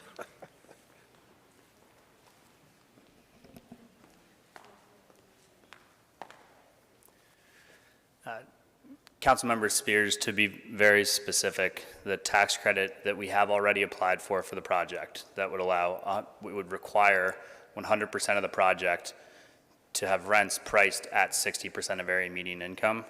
Those rents are lower than the rents that we would be able to use if we were building a project that was only 10% workforce to utilize the increased density in MD17. We have no intent of doing that, which is demonstrated by the application that we have filed with NCHFA, and we look forward to building a project where 100% of the units are priced at 60% of area median income. For context, now that we're here, these are the rents that are included in our application to the state of North Carolina. Again, our process is such that the state has to sign off on all the details of our project for us to proceed and get the tax credit, and we have to go to them to change the rents. So when we say 1 bedrooms are priced at $754, 2 bedrooms are priced at $900, 3 bedrooms are priced at $999, NCHFA requires that of us. What's important to note here in the context of our rents is that we pay our tenants water and sewer. And so in comparing them to applicable market rate rents, which we'll show you here in a second, backing out the cost of what a 1, 2, or 3 bedroom tenant would pay in water and sewer is needed to compare them to market rate rents across the rest of the community. For context, now that we're talking about the rents associated with our application, we've taken the opportunity to compare rents to a selection of market rate multifamily projects that have been built in the community in the last few years. This is by no means an attempt to besmirch market rate development. It's critically important, but so is workforce housing development. And the reason why is because our rents, while providing a market rate quality product, are priced at levels that are 50% or lower than where the market is delivering market rate rents today. Happy to answer any further questions.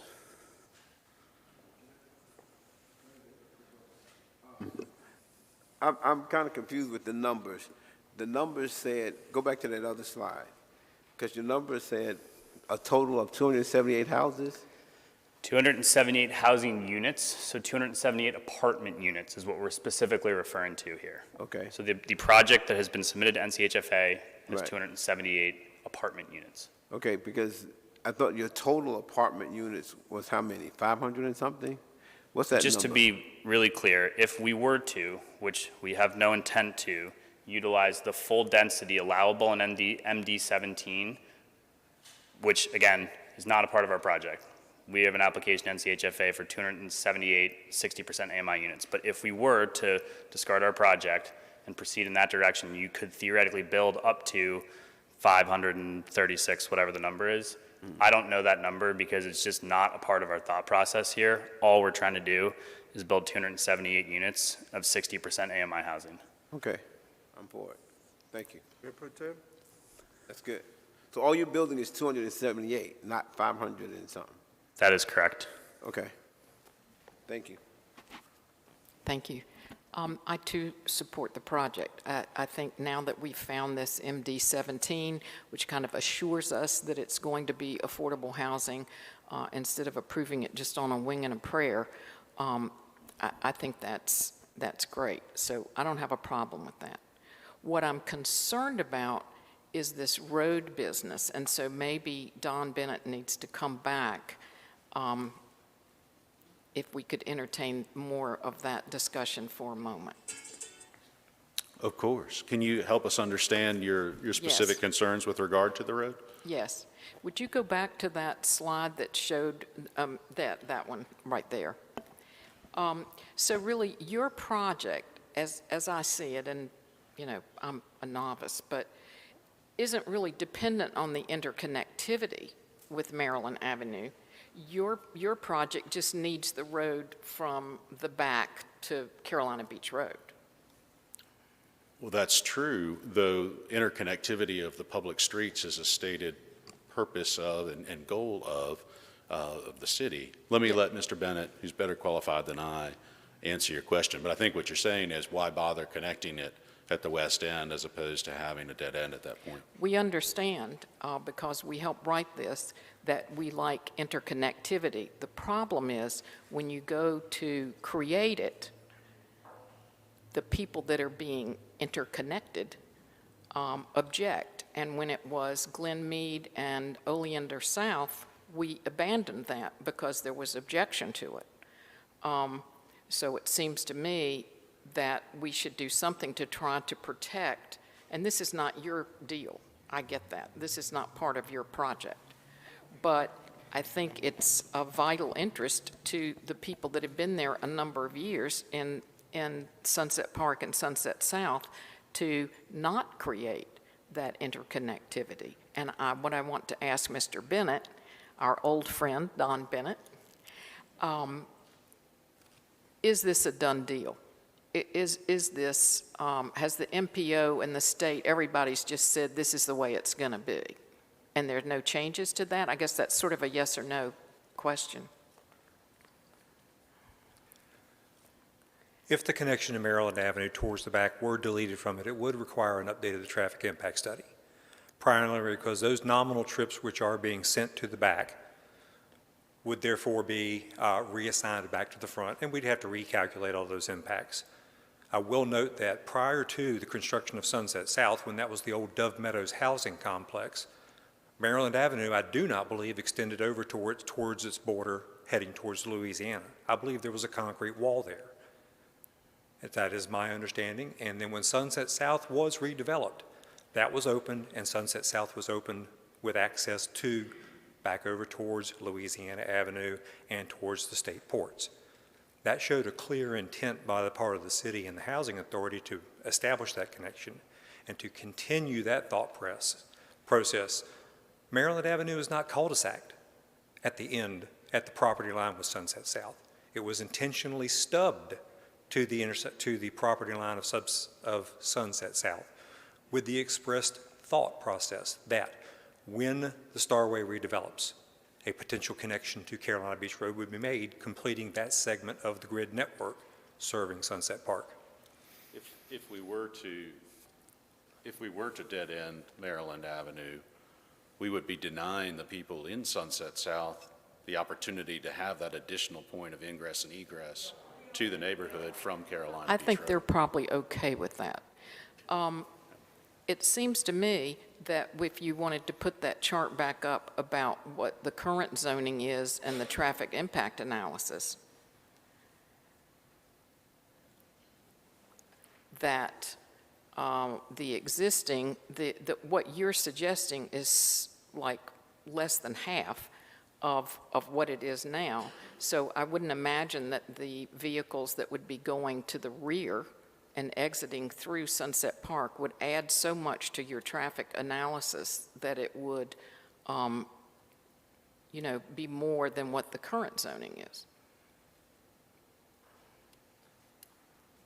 I'm sorry, I'm not sure I follow your question. Well, if we look at the bottom line, the ADT is 1513, and if you look at the top line, it's 8628. So the difference from that is pretty large. Oh, yes, So ma'am. you're not going to have that many people that are going to be exiting to Carolina Beach Road that would otherwise go out the back and go up to whatever those other streets are. Do you see what I'm saying? You said you'll have to do another TIA. Just to clarify, the assumptions of the TIA sent a nominal percentage of traffic for the residential use to the back of Sunset, towards the back. The TIA looks at how that traffic spreads out on the network. It is a small percentage. We would just need to revise if the connection were not made, we would have to take that small percentage and send it out to Carolina Beach Road. Right. And that just would necessitate recalculating all of the impacts at Carolina Beach Road and the two site accesses. But that would primarily. not really be detrimental to this particular project. So, yeah. I understand your thought process. That's really a question, I believe, that's best addressed at the SRB. And I feel compelled, I got to say it, that this is not a conditional zoning, so we're not evaluating a particular traffic pattern or a particular layout at this time, but rather, would an MD-17 zone make more sense for the city than the current Yes, I CB? understand that, Mr. Frank. Thank you very much for clarifying that.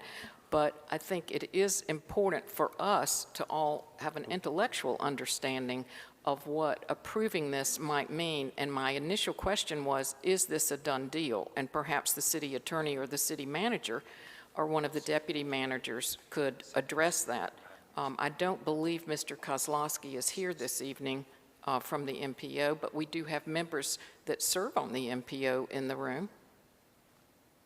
Madam Mayor Pro Tem, a member of the SRB would need to, or the Technical Review Committee would need to answer that question.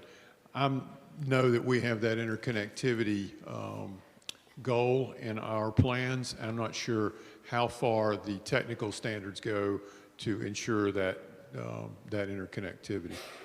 I guess my concern is that's a goal, and we all support that goal, but we have abandoned that goal when it comes to other neighborhoods.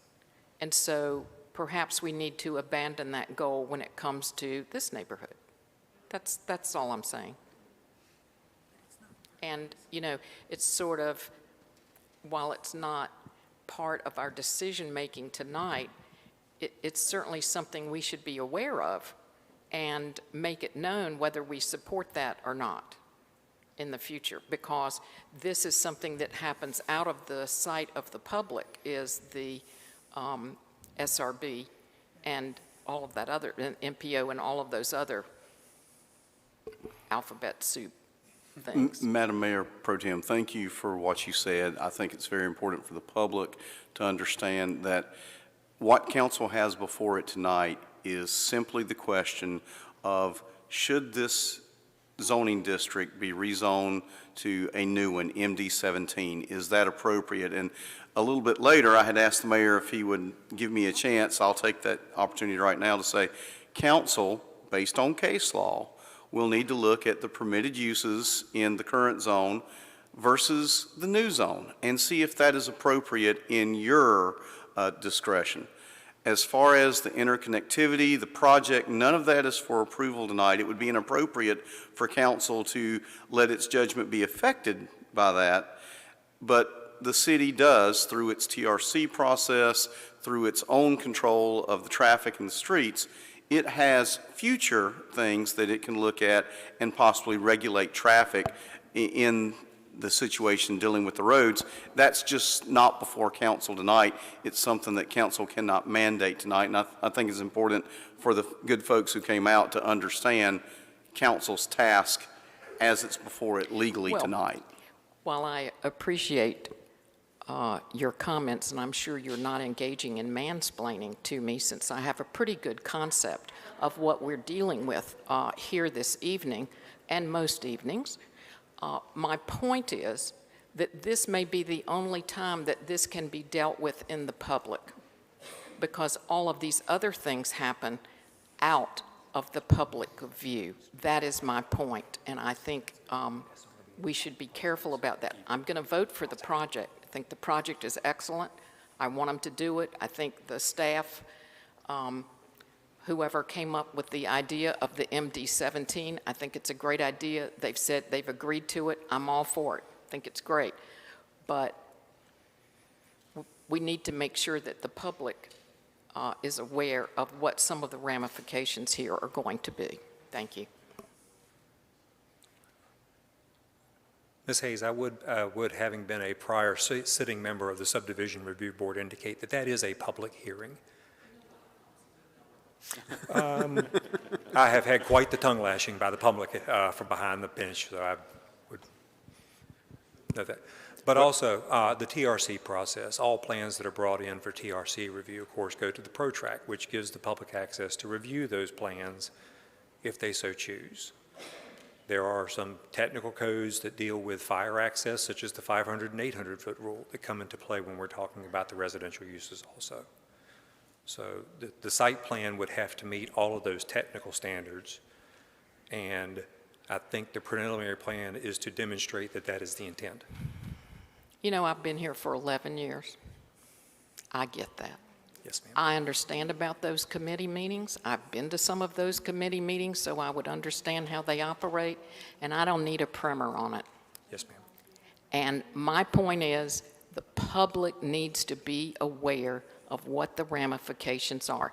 I'm going to vote for this tonight, but I think it has to come out publicly about what this in the future is, and my initial question was, is this already a done deal? Thank you.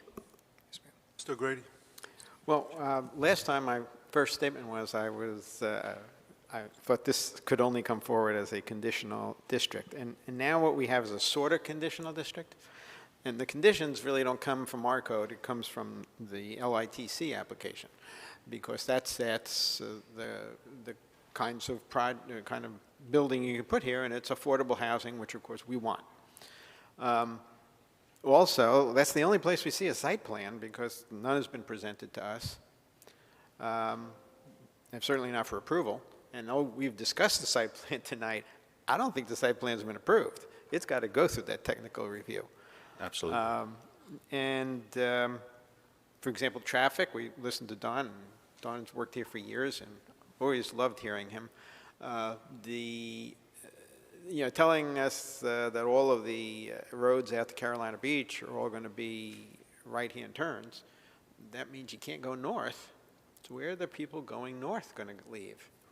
They're going to have to leave on Maryland Avenue. So I don't know how you're going to have only, 8 track. I don't want to get into the debate on it, because that's not our decision today.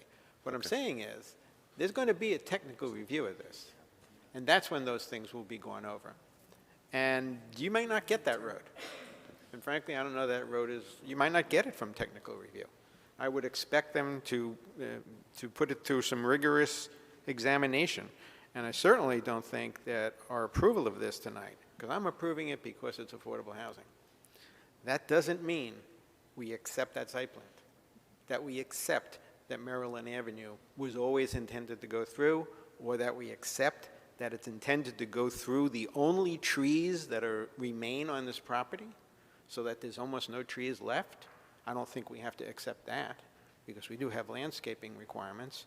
So the technical things that we've been talking about, they're going to be decided later. Really, the only question tonight is, are we satisfied enough that we can give this general rezoning, and we will get affordable housing out of that? And I'm satisfied with that, because I've read your LITC application, and I know what you're applying for. So your financing will force you. You will be required. I don't want to say force, because you're offering to do it. It will make you do the kind of affordable housing that we've been trying to get in the city. So for that, I will vote for this. But do not take that as Maryland Avenue is approved. It's not. You haven't submitted it to us. I don't think anything else about the site plan is approved. You still have to go through landscape review. We still have to see that there's enough greenery out there. We have to see whether you can mow down all those trees. And all that's going to be decided later. But yes, I want your project. Thank you.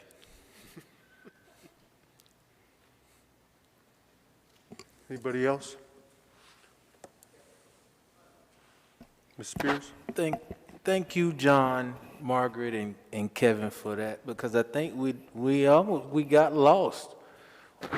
We got somewhat lost in the illustrations and colors and explanations, and we weren't here for that. But it's good for the public to understand that even if we accept this proposed zoning, that Maryland Avenue extension is not a goal. So that's good. You do need to know that. So if we say yes to this tonight, you need to know that we haven't said yes to a bunch of traffic in your community. And you're right. People needed to hear that. So I appreciate that. And of course, that's not a no to you all either. It's I think one of my concern is if we go with the MD 17 instead of the MFMH, we don't lose the type of affordable housing that you're trying to bring forward. That's my concern. I understand. And you understand the difficult balance for us. We need you to know how committed this developer is to do this project. And the best way for us to demonstrate that to you is to show you that they've applied for the financing, that they've spent a significant amount of time and money on the design work. But we also understand completely what you just said, Councilman Spears, and what Councilman O'Grady said earlier. You are not approving a site plan tonight, and we're not asking you to. We provided that information for context to answer your concern of show us that you really know what you're doing. And that was our purpose in bringing that information forward to you tonight. Because Neil said he's like a kindergartner and he likes pictures.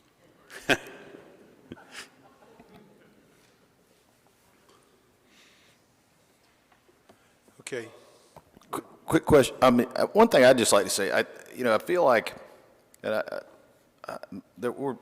you're going down two paths here. You're going down a path with us, rezoning, and you're also going down a path with the state or whoever approves this financing.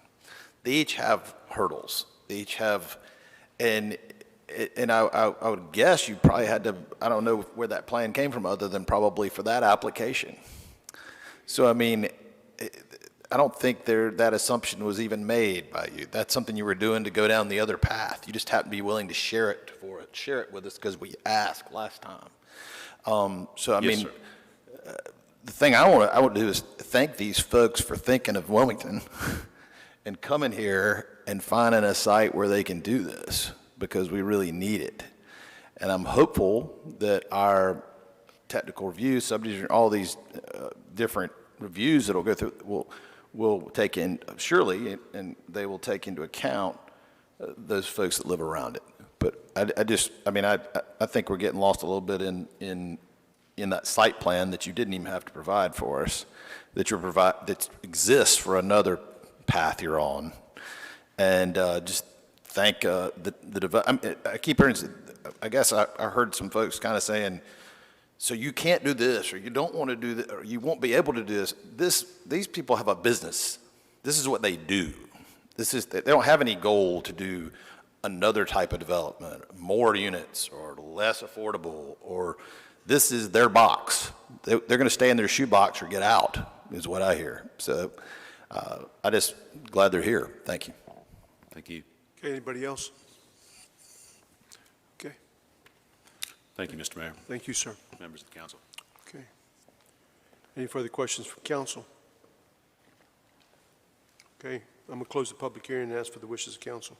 And I would also note that whoever makes the motion must read a consistent statement for the record.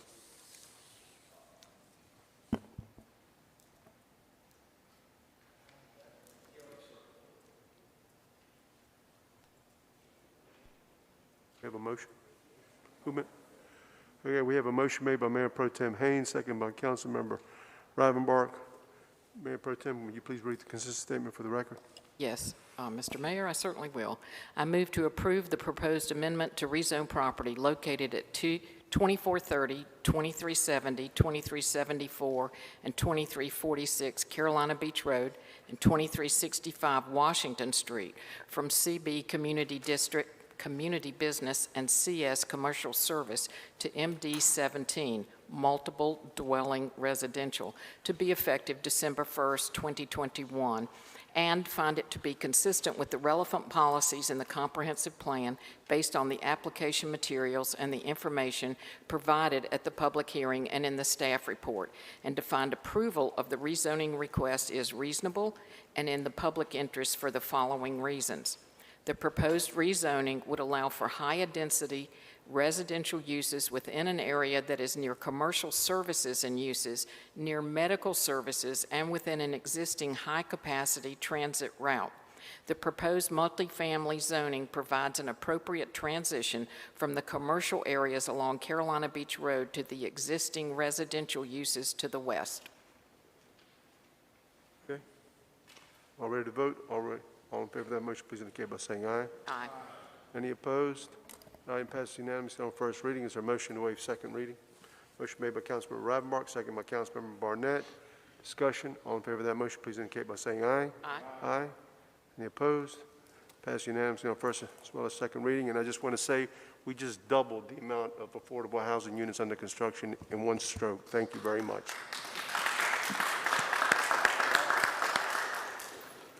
Okay. Moving along here tonight, item PH4 is a resolution denying or granting a special use permit for property containing 10.06 acres located at 5814 and 5810 Camellia Lane. I will note that all those wishing to speak need to be sworn in by the city clerk, Ms. Penelope Spicer Sidbury, at her dais here. Now. You don't like pictures? Hold on, I'm gonna go back a little bit now. You ready? That old boy was gonna do that development on Castle. It was a great rezone. Now look, another guy, I didn't know who he was, never seen him before. It was on, it's gotta be 13. And you want a picture? At this time, I'd like to recognize our city manager, Mr. Tony Caudle. Mr. Caudle. Thank you, Mr. Mayor. Mr. Jeff Walton, Associate Planner, will also overview this item.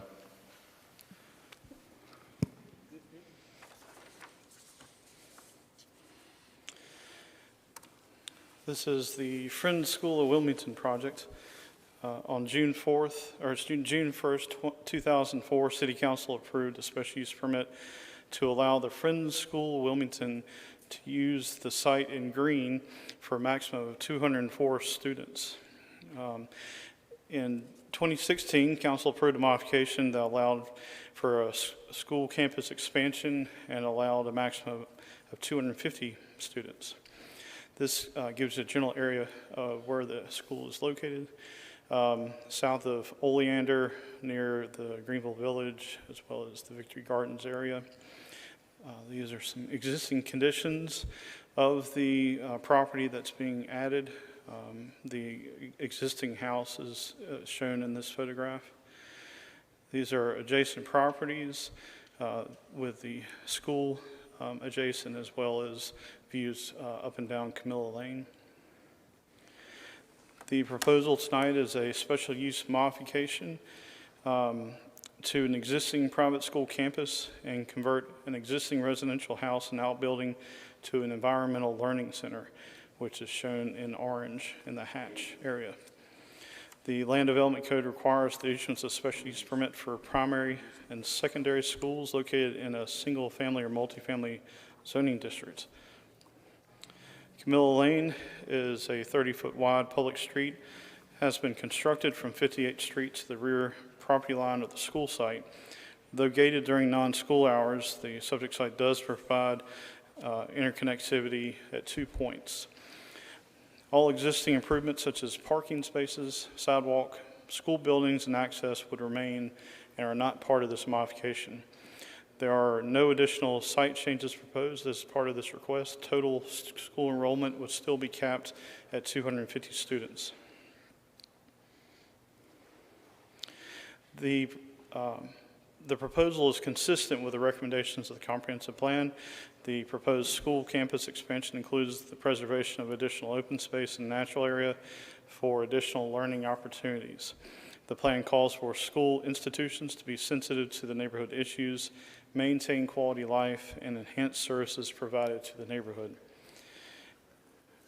If the council chooses to approve the special use permit, staff has provided conditions contained in the case summary for consideration. This concludes our presentation. We'd like to enter the report and all attachments into the record for tonight's proceedings, and I'm happy to answer any questions. And I believe members of the school are also here to make a presentation. Great, thank you. Are there any questions for staff? Yes. Mr. O'Grady, do you have one? Yeah, I saw in here, there was no community meeting, was not held? Oh, sorry.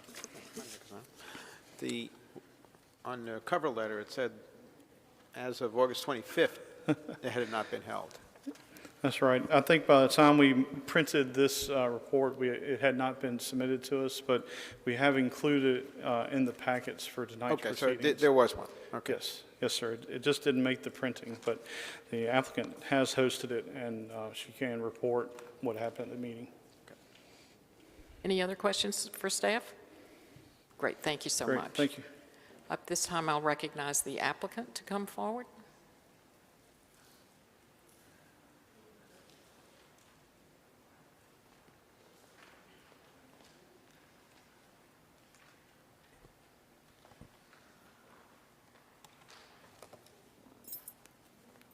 If you'd state your name and address for the record, please.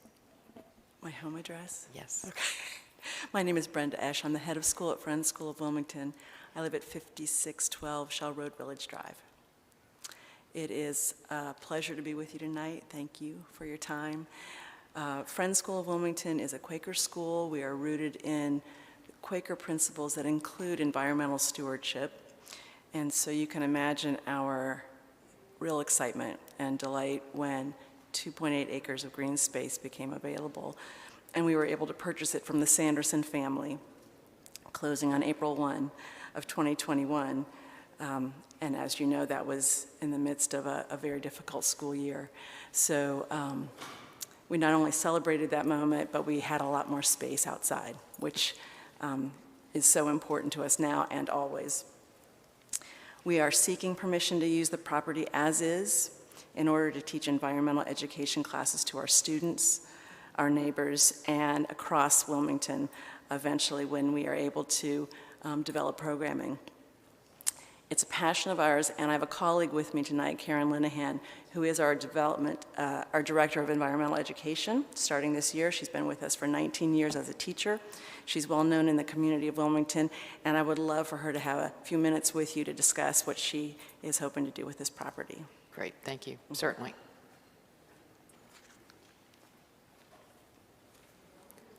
Greetings, Mayor, Madam Mayor Pro Tem, and members of council. I am Karen Linehan. Can you hear me? Yeah, just Sorry. pull it down. Okay, better, thank you.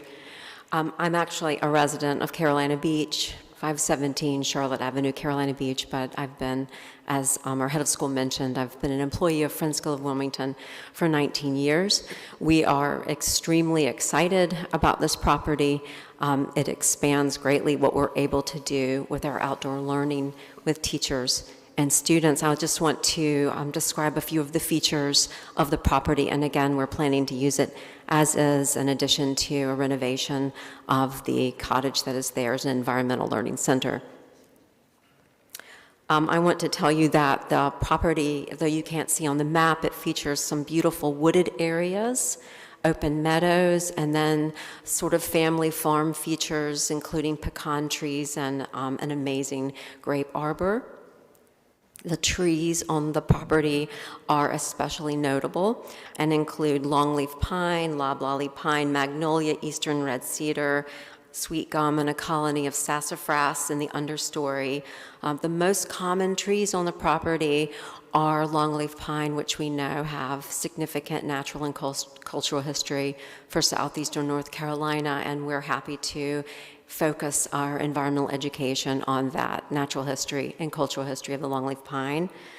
We plan to conserve the native flora on the property and also enhance it by adding other native trees, including dwarf palmetto, eastern redbud, and red buckeye, which is a great understory tree.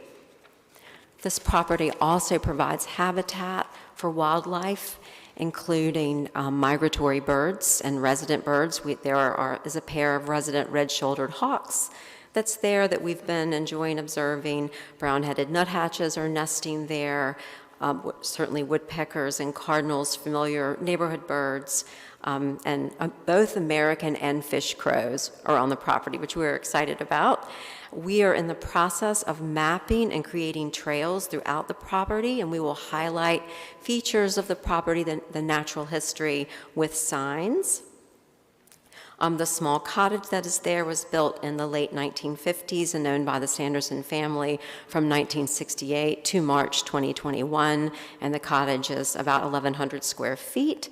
An evaluation by a building contractor indicated that the cottage is structurally sound. As he said, it has good bones and is an appropriate candidate for renovation, which we're happy to do that in sort of preserving the history of that home, knowing that it was a family farm and it has been in that community for a long time. We are excited to renovate it as an environmental education center. For the interior, we'll remove several walls and open up the ceiling to create more light and open space for teachers and students to gather.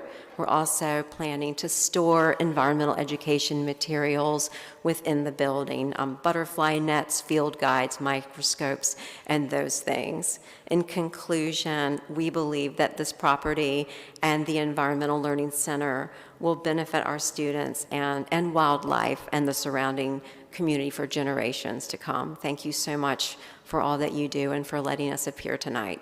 Great, thank you for being here. Are there any questions for the applicant? Seeing none, at this time I will open the public hearing and ask if there's anyone else that would like to come and speak either in favor or opposed to this project. Please come forward.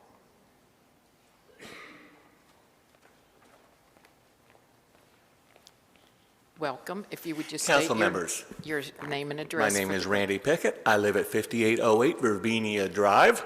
Madam Mayor Pro Tem, I am sorry, I don't believe he was sworn in. Oh, dear.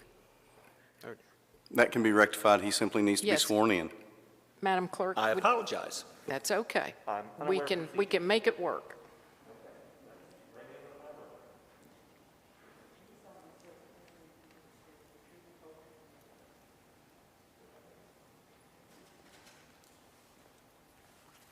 Sorry for that delay. I am okay. unaware of your procedures. It's all right. My name is Randy Pickett. I live at 5808 Ravinia Drive. I also own property at 5818 Ravinia Drive. The rear entrance to that property faces the rear entrance to the Sanderson property. That's what we're discussing tonight, the Sanderson's property. Although actually what we're discussing is a special use permit. The Friends School has received so many special use permits, I'm not sure I even know why they're special anymore. There's so many of them. We're being asked to approve another one based on the one they approved a couple years ago. But what's awkward for me here is I actually like what they're doing. I approve of their plan. In fact, if you ask me, I don't think I come up with a better use for that property. What I'm concerned about here is that once they get this special use plan, and it's no longer R15, what can they do with it in the future? Sunday evening, the Friends School was having a wonderful fundraiser downtown. Once this property is underneath their control, can they then put up a tent and hold fundraisers on this property? Can they have concerts on this property? Can they decide to put up a school carnival? What I'm worried about is them working their way one special use permit to another into a residential area.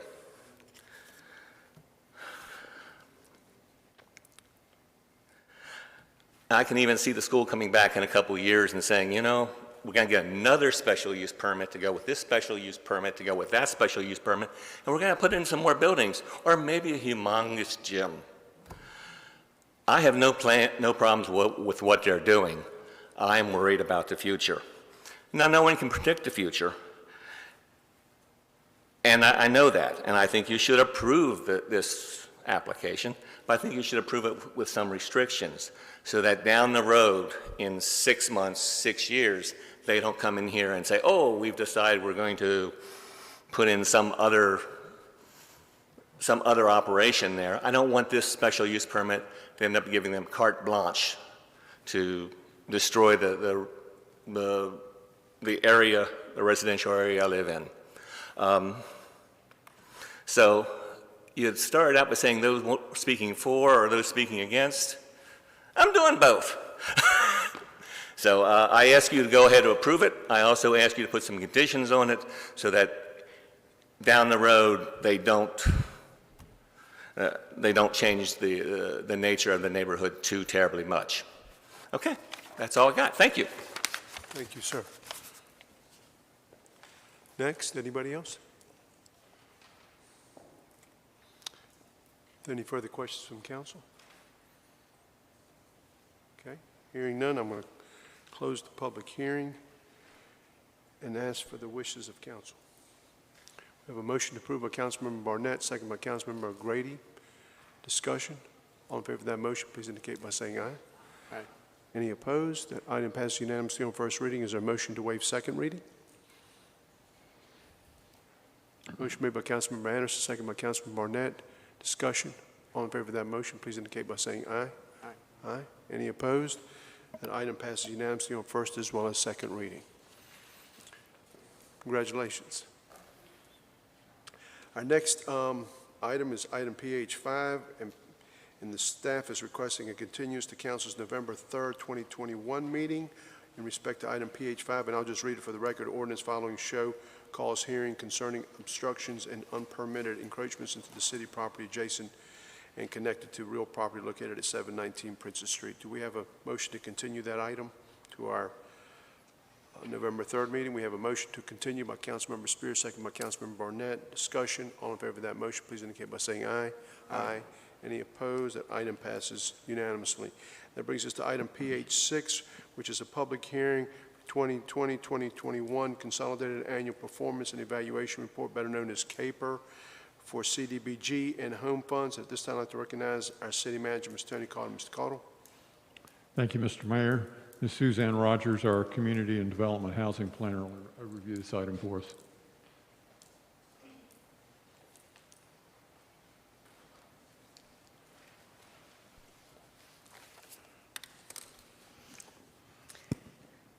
Thank you, Mr. Cottle.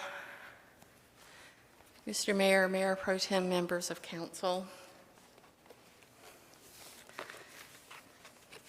As you noted, tonight is the public hearing for the draft consolidated and annual performance and evaluation report.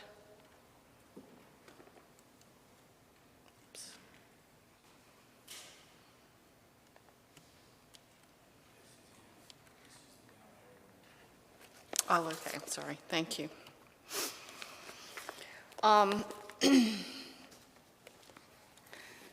This public hearing is a requirement of HUD, In addition to tonight's public hearing, we've had a 15-day public comment period, which was advertised with a public notice, posted on the website, and distributed to various stakeholders by email. The public comment period closes tomorrow. Any public comments received through that process or tonight will be recorded in the final draft and submitted to HUD and also responded to by staff. I don't have to tell you all that it has been a challenging year for all of us, and certainly operations and program delivery across the city have been impacted.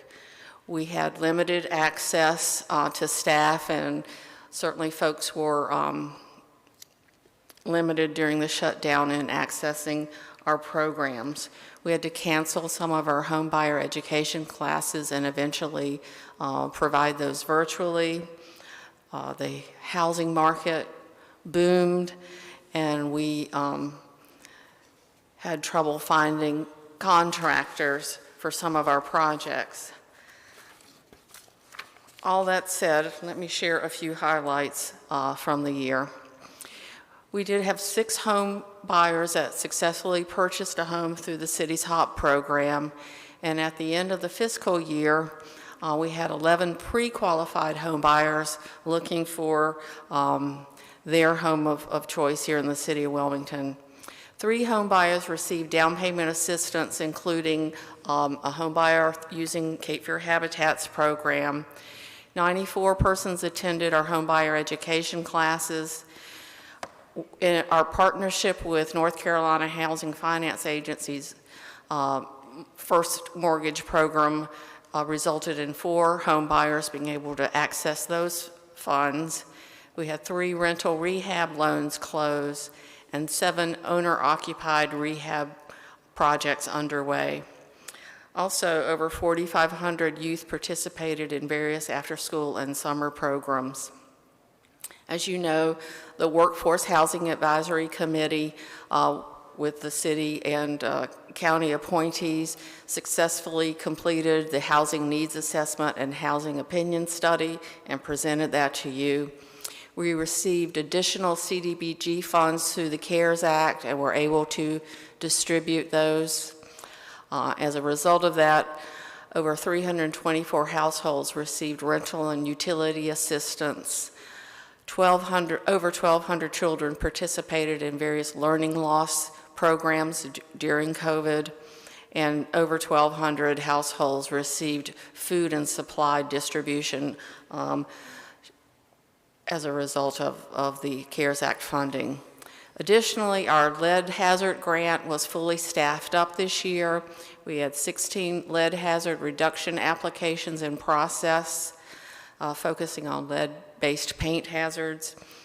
And we were able to train 45 contractors and property managers on lead hazard paint removal and other requirements in a partnership with Cape Fear Community College and Greenville Tech of South Carolina.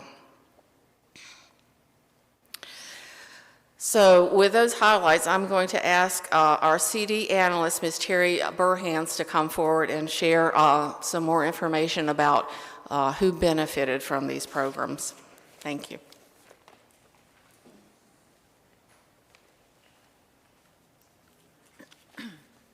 Thank you, Suzanne. Thank you for having me tonight, Mayor, Council. I'm going to talk to you a little bit about the benefits, who received the benefits of the programs that you have invested in, and none of these programs would have been possible without the partners that we have in our community. So I think it's important to say that.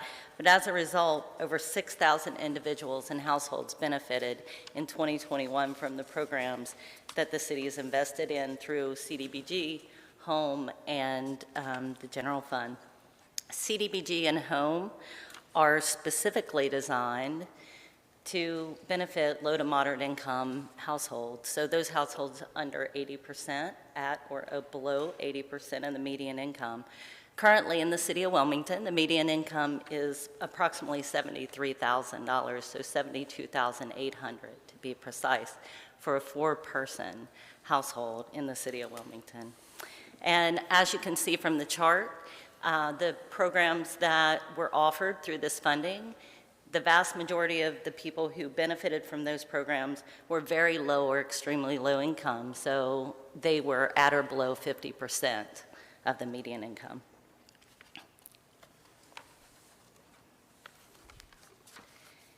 With regard to race, which is one of the metrics that we collect, you can see from the graph above that it shows that the majority of the households that we served were Black or African American households, and over 800 of the households and individuals served were Hispanic or Latinx ethnicity. In early spring of 2020, we were awarded over $600,000 of CDBG CV funds through the CARES Act. That was in addition to the CDBG funding that we already had, and at a very difficult time with COVID being what it was at the time, and staff shortages and partners struggling. However, we were able to very quickly put together, with your guidance and the community, we were able to put together 3 focus areas that we issued RFPs in and awarded contracts. Those focus areas were education, food and supply distribution, and rental assistance to prevent evictions. Funding was awarded to Step Up Wilmington, RAP, Brigade Boys and Girls Club, Shiloh Sankofa Reading Room, Link, Communities and Schools, and Good Shepherd. Again, this graph is specific to CDBG CV, and you can see that the vast majority of the people who were served were extremely low and low-income individuals and residents in our city. There were actually 3,000 people in total served with that funding. This is just another graph that shows by program with the rental eviction program, the food and supply distribution, and learning loss. It's just a different way to demonstrate to you that by program, each program benefited primarily extremely low-income individuals. Again, we measure, one of the metrics we use is race and ethnicity, and with regard to CDBG CV programs, the majority of the residents that we served were Black or African American, and over 300 households served by CDBG CV were Latinx or Hispanic ethnicity. Again, by program, you can see that each individual program mimics those same metrics. And last, one of the programs that really stood out to us was the eviction prevention program, and Good Shepherd is here. Actually, you heard them a little earlier this evening, but they were able to process over 13 applications, and we did that very quickly in our city. We were the first to put aid out into the city before any other eviction programs came online, and that was important to keep people in their homes. And so they were able to access rental assistance for up to 3 months. That included utility assistance, and all in all, we were able to help over 300 households stay in their home during COVID and in the very beginning and very scary stages of that. I won't read the quote, but I thought that was one of the quotes that was shared with us. I think that sums up how important that program was to our community. And so I'm grateful for the opportunity to share this with you. I'm equally as grateful to work with the partners that we work with and to have your support in helping them do the good work that they do in our community. And with that, I'm going to hand this back over to Suzanne to get into the numbers with you. Thank you. Thank you, Terry. So for every dollar in CDBG and home funds that we received, we and our community partners were able to leverage $2.13 in other funds, including your general fund appropriations for community development programs. If we look at our revenues that were received during the last fiscal year, you can see about 2.9 in the annual entitlement, program income, and carryover for CDBG and home. Additionally, about 5.2 million in general fund grants to the outside agencies and revolving loan income from loan repayments into our various loan funds. So we had a total of about 8.1 million. And this pie chart just shows the distribution of those sources of revenue. If we look at our expenditures in total, we had actual expenditures at year end of 4.2 million, the majority of that coming out of federal fund revolving loans, so loan repayments. That is a requirement of HUD that we use our program income before other funds. And you can see expenditures by activity. The majority of our activities are around our various housing programs, followed by public service and administration and planning at 4%. So this slide just pulls that all together, showing you the 8.1 million that we had appropriated, the 4.2 that was expended, leaving us with a 3.9 balance at the end of the year. That being said, I think it's very important to note that at year end, we had a number of encumbrances and projects in the pipeline totaling about 4 million. So it was essentially a break-even year in terms of the number of loans processed and other activities. And again, just another demonstration of the source of revenue and expenditures. Here quickly are a few maps to show where services and programs were distributed throughout the city. This shows our housing services, HOP loans, rehab loans, down payment, that kind of thing throughout the city. This map shows public services, including the general fund, outside agency, and CDBG, and where those programs are administered and implemented. And finally, the programs that Terry talked about that were funded with the CDBG CARES Act funds and the distribution of those funds. And that's a slide that should have been deleted. I always show you all this current income table just for your information, and we're happy to answer any questions that you may have about the CAPER. Mr. Barnett? Thank you for your report.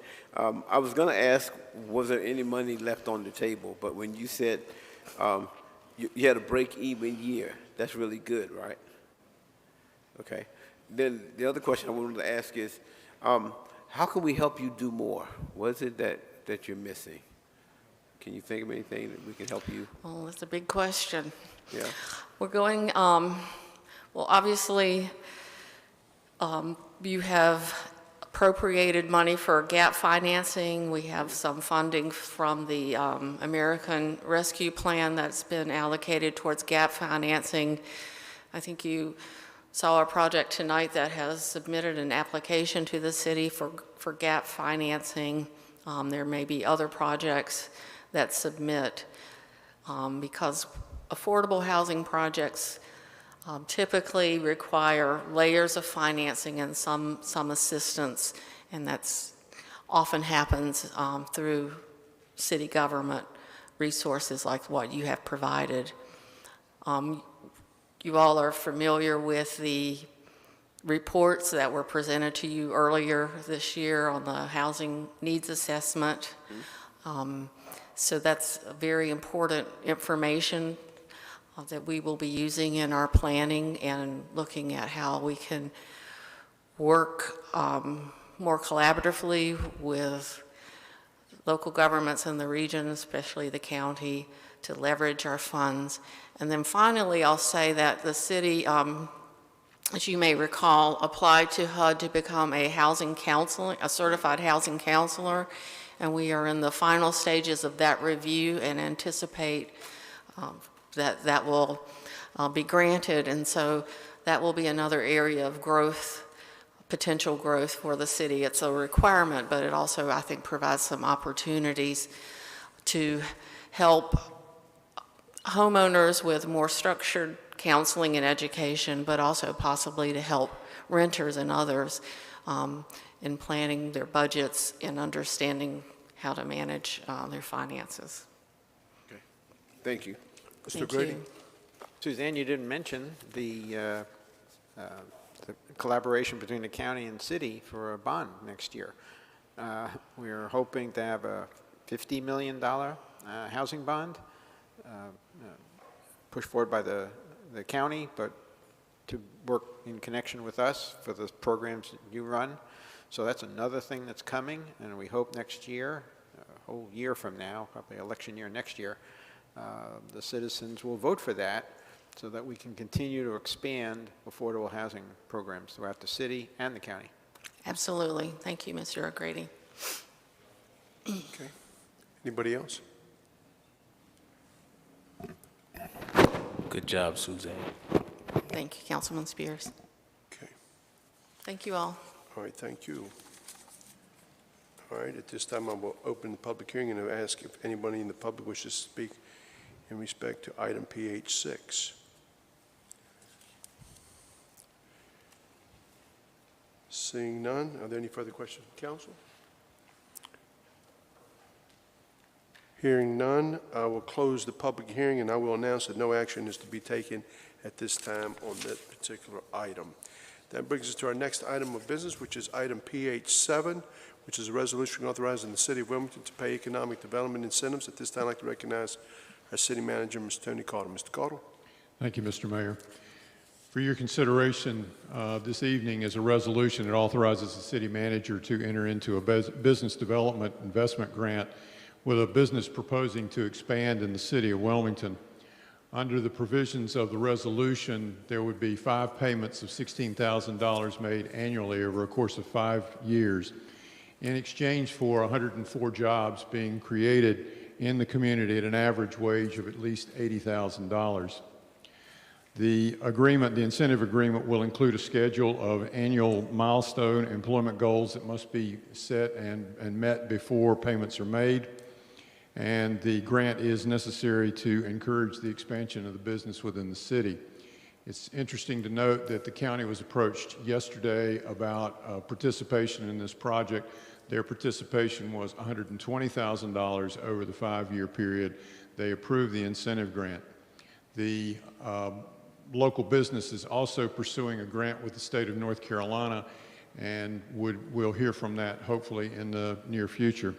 This evening we have Scott Satterfield, CEO with the Wilmington Business Development, also available to introduce the topic to you and answer any questions that you may have. Scott?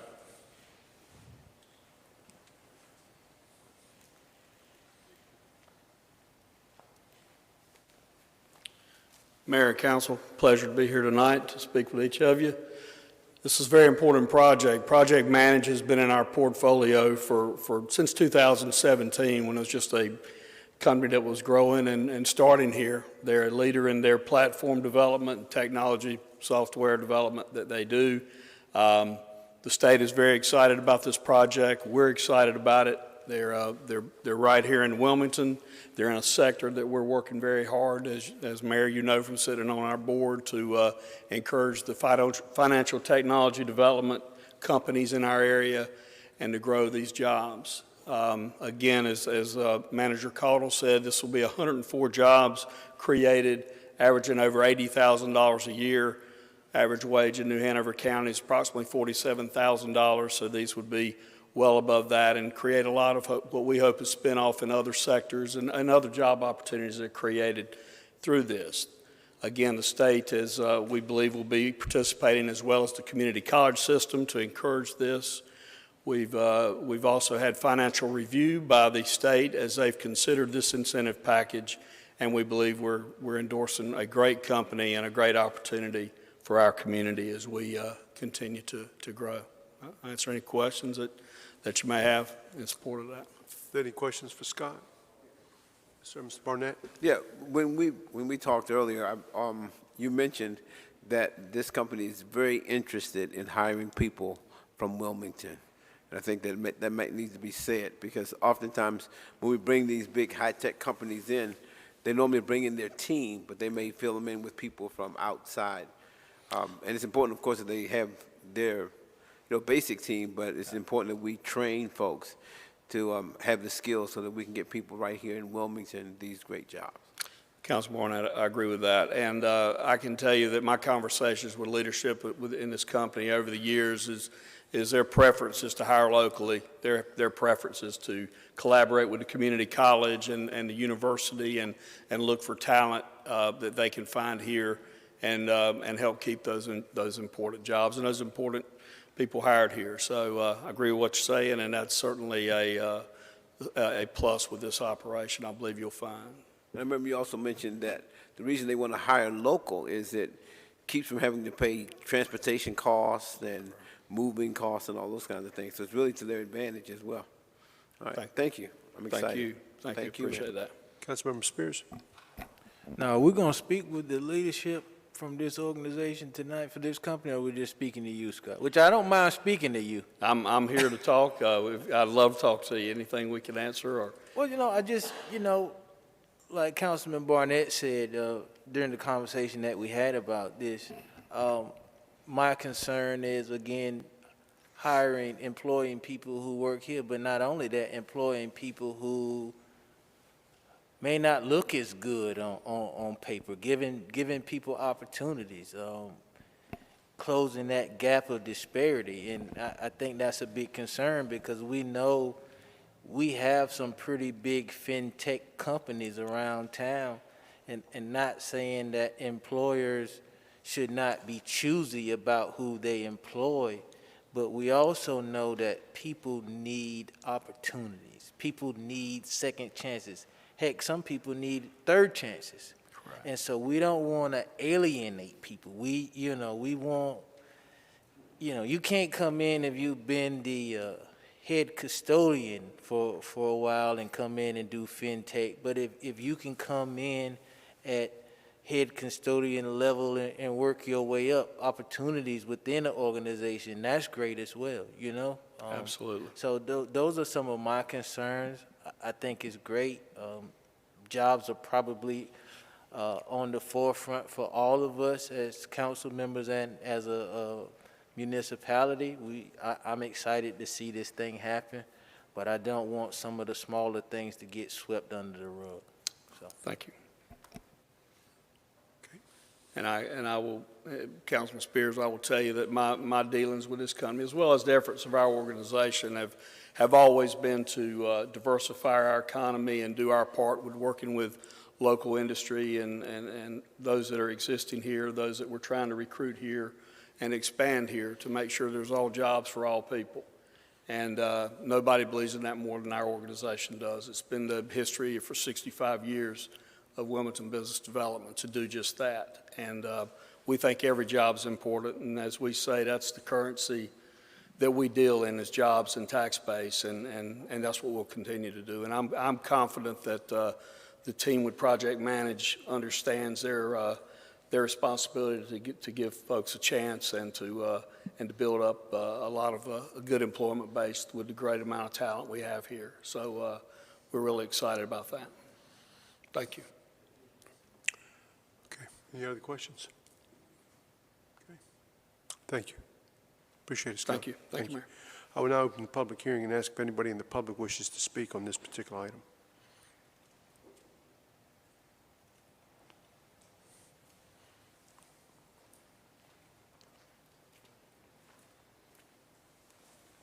Particular item, PH7, resolution authorizing City of Wilmington to pay economic development incentives. I heard Kevin say something about opportunity associated with being swept under rugs. I know I have a history of lessons learned in the tangible demographic location, the City of Wilmington, with criminal charges, poor decisions that I made that have given myself knowledge where I stand today. So similar to notary licenses that our city facilitates with character references and people in positions of authority like yourself, police officers, and variables like that to facilitate janitorial opportunities in certain demographic locations, opting not to discriminate against people that have learned with the variables associated with criminal decisions, criminal charges, time past, and present-day opportunity. So, avenues of economic development incentives, I see the word "cent," the city seal. I am struggling to verify my home mailing address with the various aspects of voter registration, which is an issue present in federal identification. You all are very aware of street signs, alleys, zoning, and stuff like that. So I wanted to make the community, the representatives that I am looking at tangibly today, that there are issues with voter registration fraud at the New Hanover County Government Center, the office that was moved from the previous location to Military Cutoff Road Suite A.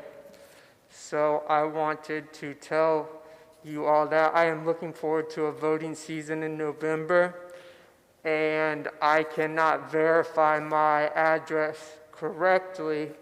Avenues of what I have been told at the tangible demographic location, discrepancies associated with listing addresses that should be verified on street signs. That is all I have to say.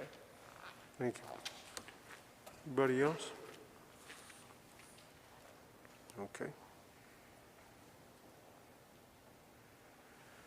Are there any further comments or questions from council? Okay. I will close the public hearing and ask for the wishes of council. We have a motion to approve by Councilmember Barnett, second by Councilmember O'Grady. Discussion. All in favor of that motion, please indicate by saying aye. Aye. Any opposed? That item passes unanimously. If it would be okay with council, I would like to take item R2, which is a resolution declaring Wilmington Fire Station Number 3 located at 3933 Princess Place Drive as surplus property to be donated for the public purpose of providing affordable and/or no-cost housing, education, employment, and life skills to young men in our community. Mr. Frankie Roberts is here, has been here, and we've been kind of late in the evening, but at this time I'd like to recognize our city manager, Mr. Caudle. Mr. Caudle. Thank you, Mr. Mayor. Thank you, Mr. Mayor. As you noted, this is a resolution declaring the old fire station number 3 on 3933 Princess Place Drive as surplus property. We've previously had discussions about this property. We have had unsolicited offers for the use of this property, and even at a work session discussed the possibility of putting the property out for bid. Following discussion, council expressed a desire to honor a request from Link and to establish a new program at this station and to authorize the manager and the city attorney to transfer the property to Link. In particular, this particular program that will be run at the fire station is a light program. It's designed to teach life skills to folks who are to gentlemen who are 16 to 24 years old and are African American and have been involved in the court system. I think that Frankie can probably, Mr. Roberts, can more adequately detail the project for you, but the proposal before you is to pass the resolution that authorizes the transfer of the property with the proviso that it must be used for public purpose this point going forward, and if it does not, it'll revert back to the city. Okay, very good. Frankie, floor is yours. Mayor Pro Tem Hayes and the rest of the council members. Yes, we Probably back when the fire station closed back, we made a request, I think it was back in 2017. And so our goal is to provide housing and support services for 16 to 24-year-old young men. They would, we coined it more as a boarding school. So we have a lot of misguided youth around that age. And so we would focus on dropouts. They would come and stay with us about 14 months. We would make sure they get their GED as well as a light construction training certificate and a technical certificate. We noticed a long time ago that there's a big homeless problem among that age group, and so we would target those who have committed low-level offenses to get them back on track, similar to what we do with the adults. Now, our age might have changed slightly because in 2017, raise the age hadn't happened. So now we're more in the age range of 16 to 18 because in talking with the juvenile justice, that is one of the biggest challenges they are having now, is with that age group not being guided and, not having nowhere to send them. And so that's what we would do, renovate the property and be up and ready to go within a year. Fantastic. And it's something that's desperately needed. And I know that we talked about it before, and it's one of the gaps that we have had. We have a lot of programming for youth and young folks, but we don't have this programming for the ones that are really at risk, that have either dropped out of school or more of the, I'd say, the teenagers and the young adults. And I think this is a great program, Frankie, and I know you have had tremendous success with Link and what you've been able to do out there, and I would say the same thing is going to happen here. So I support the effort, and I think it's a great program. Thank you for the opportunity to share. Clifford?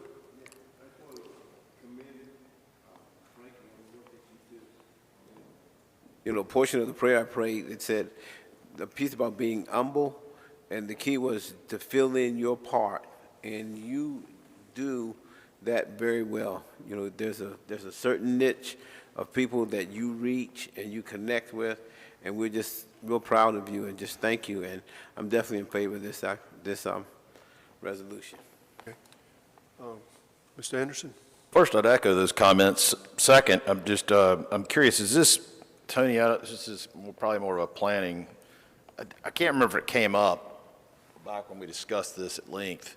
It might have been at a budget work session or some, I can't recall, but will it have to be rezoned, or is this zoned to handle this?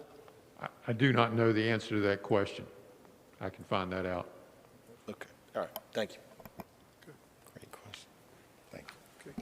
Mr. Roberts, I want to say thank you for the years of dedication, being a mentor, all the things that you do, things that you've passed down to the community over the years.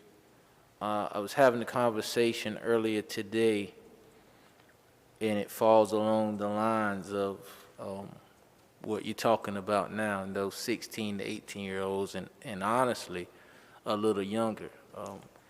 The lives of these young men are being impacted at younger ages, 14, 15 years old, even, some 13-year-olds now with guns and potentially ruining their lives as if we think about what happened at Hanover a couple of weeks ago. And, we're trying to find the solution. I think the solution lies within these young men and some young women. Let's not exclude the part that they play in what we experience in our community as well. And so I would hope that you would tap into these young individuals to see what the solution really is, because I know you always give that great smile when I talk about I grew up. You were mentor, elder, but when I grew up, you used to cut my hair when I was a kid. And I'm saying now, you know, the young kids who used to play ball for me and who I've tutored and mentored in the community, they call me old, and we know we don't have the solutions, you know, so it's within them, and I hope that, you know, this will be an extension of that, where we take trying to find a solution to help improve our city to a different level. So thank you, sir. Thank you. Okay. Thank you, Frankie. Okay. What are the wishes of council in respect to the resolution? We have a motion to approve by Mayor Pro Tem Haynes, second by Councilman Barnett. Discussion. All in favor of that motion, please indicate by saying aye. Aye. The item passes unanimously. That brings us to our ordinances. Item 01 is an ordinance making an appropriation of $42,464 to the engineering professional services. At this time, I'd like to recognize City Manager, Mr. Cottle. Mr. Tony Cottle. Mr. Cottle. Mr. Mayor, Rob Gordon, our plan review engineer, will overview this item for us.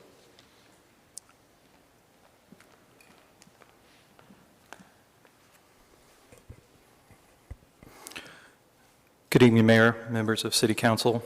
Before you is an ordinance to continue project funding for updates to the city's technical standards and specifications. This contract was funded last year out of the engineering departmental budget. As the cover letter states, due to an oversight, remaining contract funds at the end of last year were not identified for rollover to this year's budget.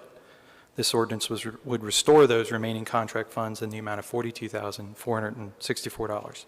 I'm happy to answer any questions you might have. Are there any questions, Mr. Gordon? Okay. Thank you, Mr. Gordon. What are the wishes of council in respect to the ordinance? We have a motion approved by Councilmember O'Grady, second by Councilmember Barnett. Discussion. All in favor of that motion, please indicate by saying aye. Aye. Any opposed? That item passes unanimously on first reading. Is there a motion to waive second reading? Motion made by Councilmember Barnett, second by Councilmember O'Grady. Discussion. All in favor of that motion, please indicate by saying aye. Any opposed? That item passes unanimously on first as well as second reading. Brings us to our next item of business, which is item 02A, in which has an accompanying 02B. 02A is the ordinance making a supplemental appropriation in the amount of $1,432,336 from the Parking Facilities Fund balance to the Second Street Deck Repair Project to award a construction contract. And item 02B is a resolution authorizing award of construction contract to Capital Restoration and Waterproofing Incorporated for the Second Street Parking Deck Repair Project in the amount of $1,646,355. At this time, I'd like to recognize our city manager, Mr. Tony Cottle. Mr. Cottle. Thank you, Mr. Mayor. Chance Dunbar, our parking manager, will overview this item for us.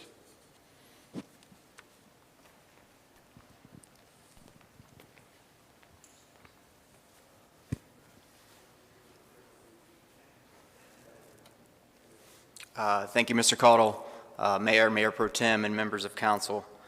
I have a brief presentation here related to the Second Street Parking Deck Repair Project with item 02A and 02B. Second Street Parking Deck was first constructed in the early 1990s, which makes the facility 30 years old currently. There were structural repairs made in 2010 and again in 2014. Staff worked with Andrews Consulting Engineering on a structural survey in 2017 and again in 2020 with accompanying construction documents. Within this repairs project, included but not limited to level 5 expansion joint repair, drain repair, drive surface waterproofing, and waterproofing textured coating on a portion of level 4, concrete repairs on all levels including areas of the drive surface, masonry column crack repairs on various levels, steel corrosion repairs, and overhead double T connection repairs. Complete rebuild of the west stairwells from level 2.5 and down, and the remainder of the stairwells still riser, landing, and framing repairs. Removal of the anti-graffiti material from all the walls and repainting of all the walls, brick masonry sealants and repairs, installation of a new handrail at the circular openings on the rooftop on level 5 for increased safety, and waterproofing application and coatings on various surfaces throughout the facility. Some visual here of what we're looking to do. Picture on the left there is the rooftop. There'll be a complete waterproofing membrane applied as well as various other repairs. The middle photo there is an underneath visual of one of the expansion joints that has failed with water residue coming through there. And on the right, on the rooftop, is one of the main rooftop drains that's going to get repaired.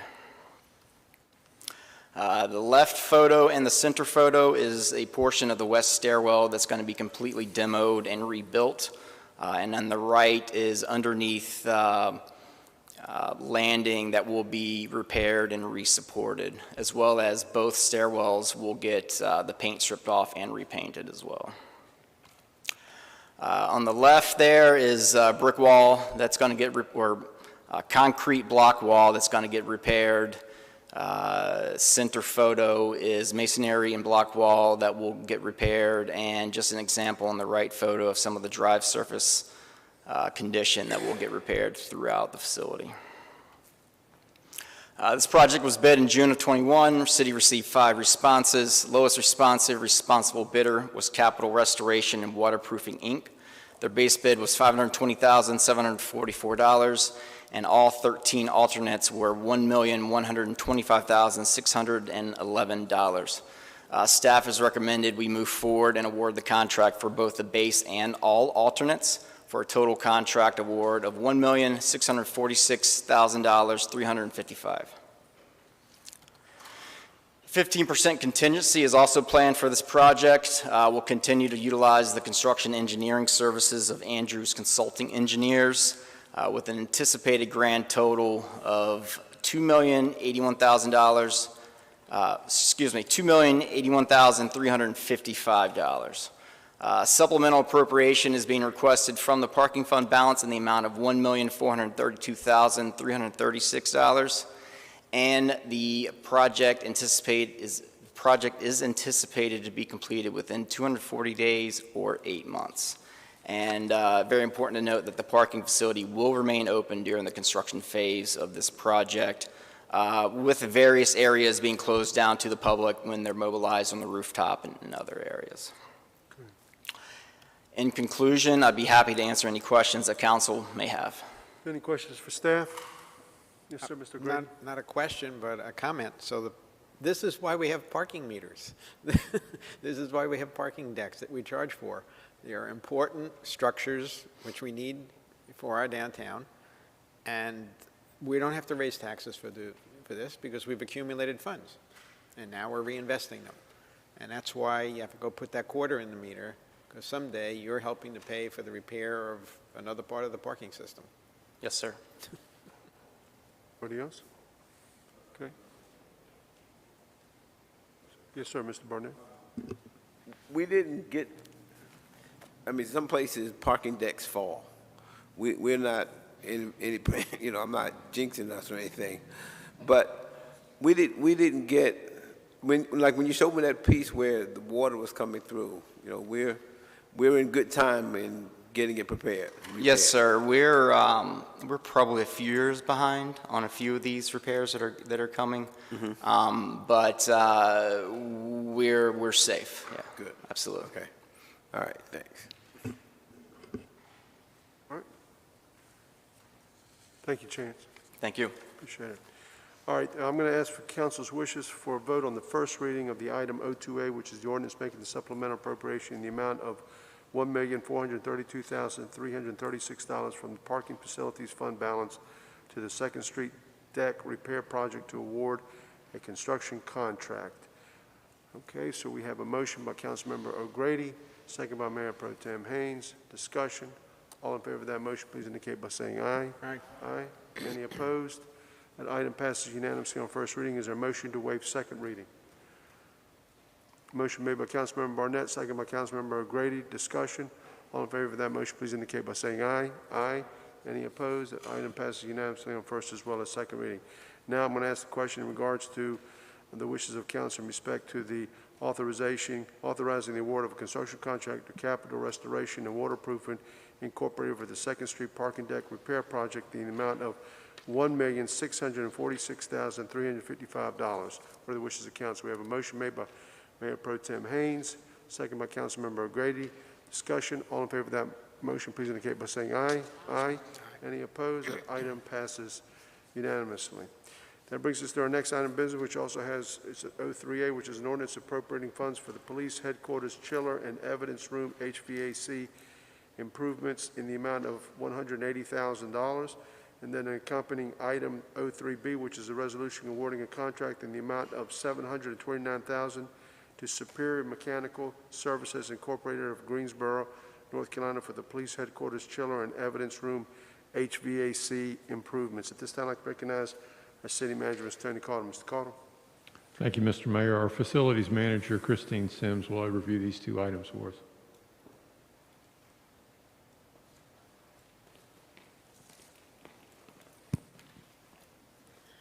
Good evening, Mayor and Council. It's a pleasure to be here. The two items before you tonight for consideration are involving the, as you said, the police headquarters chiller replacement and evidence room HVAC system. This will replace the two chillers that serve the entire building.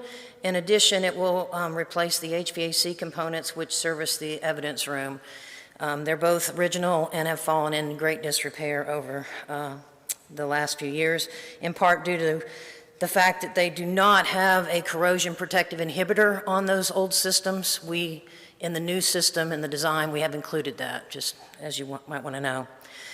We did receive 3 bids for this project back on August 17th, 2021.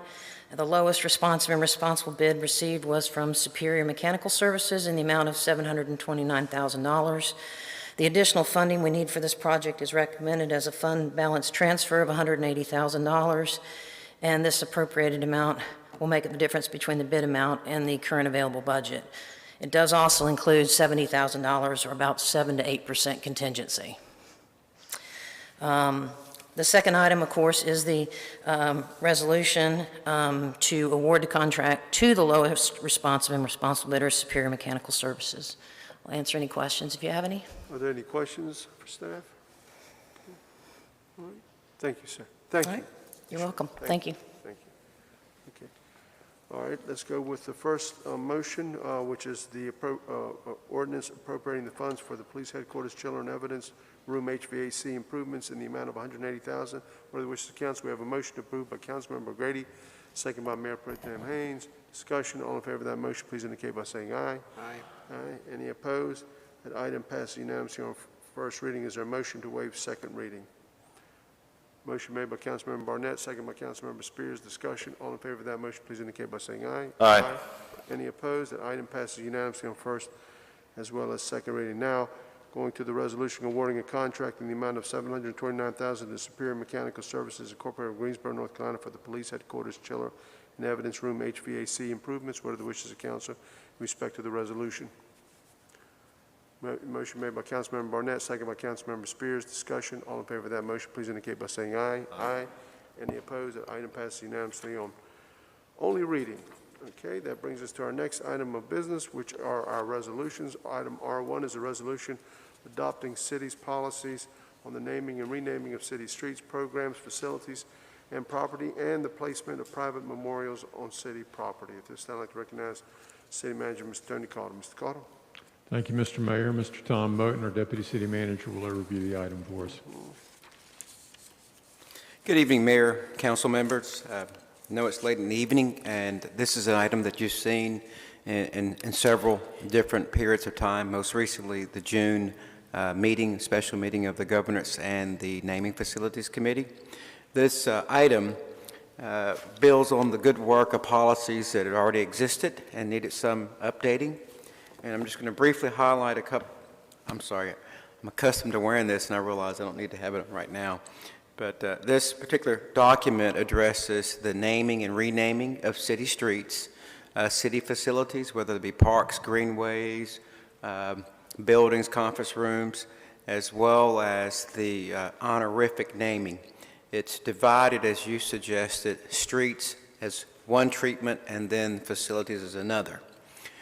Chief among some of the changes that are recommended, currently a street renaming requires only 51% of the petitioners to approve it along the area impacted.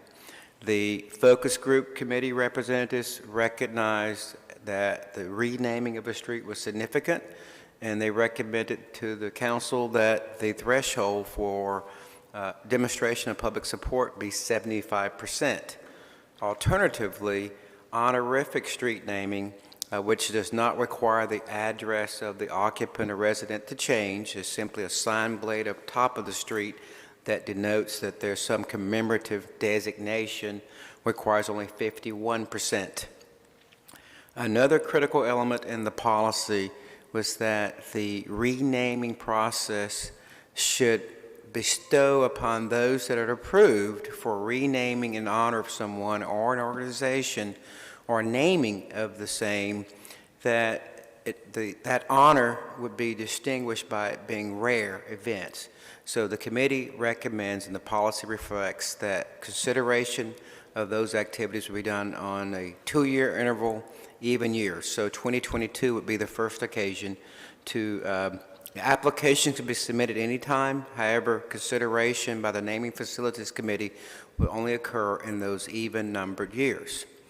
The process largely for both would require submission of applications to be submitted after the clerk has received it to the Naming Facilities Committee. The Facilities Committee would then make a determination if the application has sufficient justification that it should advance to the next stage of consideration.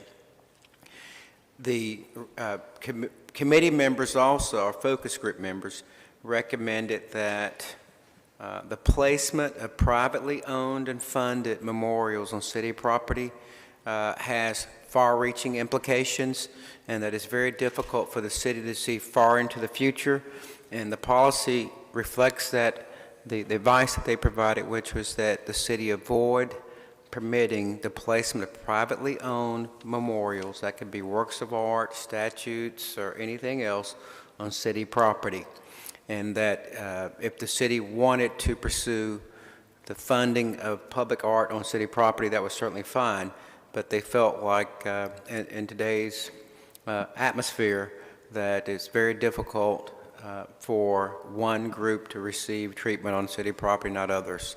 And the principles that the group really led this update of the policy was transparency, consistency, and fairness.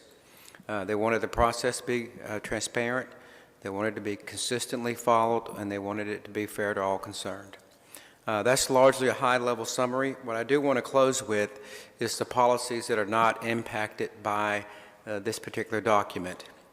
City Council approved the special events policy in January 22nd, 2019. This policy does not replace that. In fact, it recognizes that policy prevails. That's the special event policy. The second policy that remains intact and unimpacted by this action would be the sponsorship policy, in which City Council adopted October of 2018. The policy, and also will not impact the tree memorial program that is sponsored by the Alliance for Cape Fear for Trees. And I know I'm getting that name slightly wrong, but sort of late in the evening. The policies that will be superseded by this action include the following: the Universal Addressing Standards and Procedures Manual, adopted by the City Council August 6, 2002. It will also supersede the policy that the City Council passed by resolution amending the city policy for naming and renaming of streets or alleys, adopted June 17, 2003. And lastly, it will supersede the policy adopted by resolution amending the policy for naming facilities and public spaces, adopted October 21st, 2014. At this time, I'll stop and see if you have any questions for me or any of the staff here. Mr. Rombart. Tom, I didn't see, if I missed it, shame on me, but it is late, the percentage, like on a street naming, for example, the percentage of people, I know that was a topic of conversation that we had, and if I've missed that, shame on me, but is it in here? Yes, sir, it is. It's 75% for street renaming. Okay. And the other question I had, on privately funded memorials on public land, how do you determine what's the difference if a group of people come together with money? Is that considered private? You know, because 2 paragraphs down, it says the policy does not prohibit the city from placing art, objects of remembrance, or memorials on public land that are wholly provided by public funds. Well, if everybody up here gave our money, that would be public funds. The citizens, as I recall, there were 2 from each member of council plus certain other committees. What they contemplated, and they understood that there are workarounds around the policy, and they felt that if there were a group of individuals that took a collection and made a donation to the city, in fact, that was the same as a privately funded memorial, they felt like the funding really should be from city tax resources as opposed to being So in from other private words, what you're saying, if the city doesn't pay for it, it doesn't qualify. That's the recommendation of the group. We certainly can change that, but that was their recommendation. Ms. Saints? Well, I think you explained it before I got in here, that if a group of people raise money, they certainly can find private property, some corner or somewhere, which most of those are private property, to place something like that. This does in no way inhibit that, but the public thing would be something that would be publicly budgeted and come from tax proceeds. That is my understanding of what the difference would be. Just want to flesh that out a little bit. 10 people have an idea, they come to the city, they present the idea, the city buys into it, we pay for it, that's okay? Is that the way it's supposed to be construed? If the city council, for instance, citizens come forward and say, we really want a pocket park, and we think it'd be great downtown if you do it. If it ends up in the CIP and it's funded and it's enhanced, then it's a city project. Again, this is not going to be perfect. And I understand, but I just want to make sure what I'm voting on here tonight. Yes, sir. Because I was on that group that we're talking about, and, you know, it's kind of like trying to scratch an itch when you got a cast on your leg. I just want to make sure that, because there is a little bit of distinction there. I think you're right. I think what you just said is right. But I stand to be corrected. If a group of people, as I understand it, and here's the lawyer, if a group of people came together and they said, you know, we want to put up whatever, a beautiful piece of art or whatever, like the fly trap thing, but we want the city to pay for it, and we would have a public process of having a lot of input from the public about whether the public in general supported that. And if they did, then we would use tax money to do it, and that would indeed qualify it to be on public land. Yes, it would be. And there was one other provision that the attorney's office provided, that in such occasion, the city would also expressly indicate that that particular action is government speech. Again, reflecting government, you're adopting it as government speech, so it's not becoming a public forum. So there was that fine nuance in there. Yeah, that clause gives me great heartburn, that and objects of remembrance, because that doesn't sit real well with me, the way that's worded. So I just, you know, I don't think we're doing anything tonight to make that crystal clear.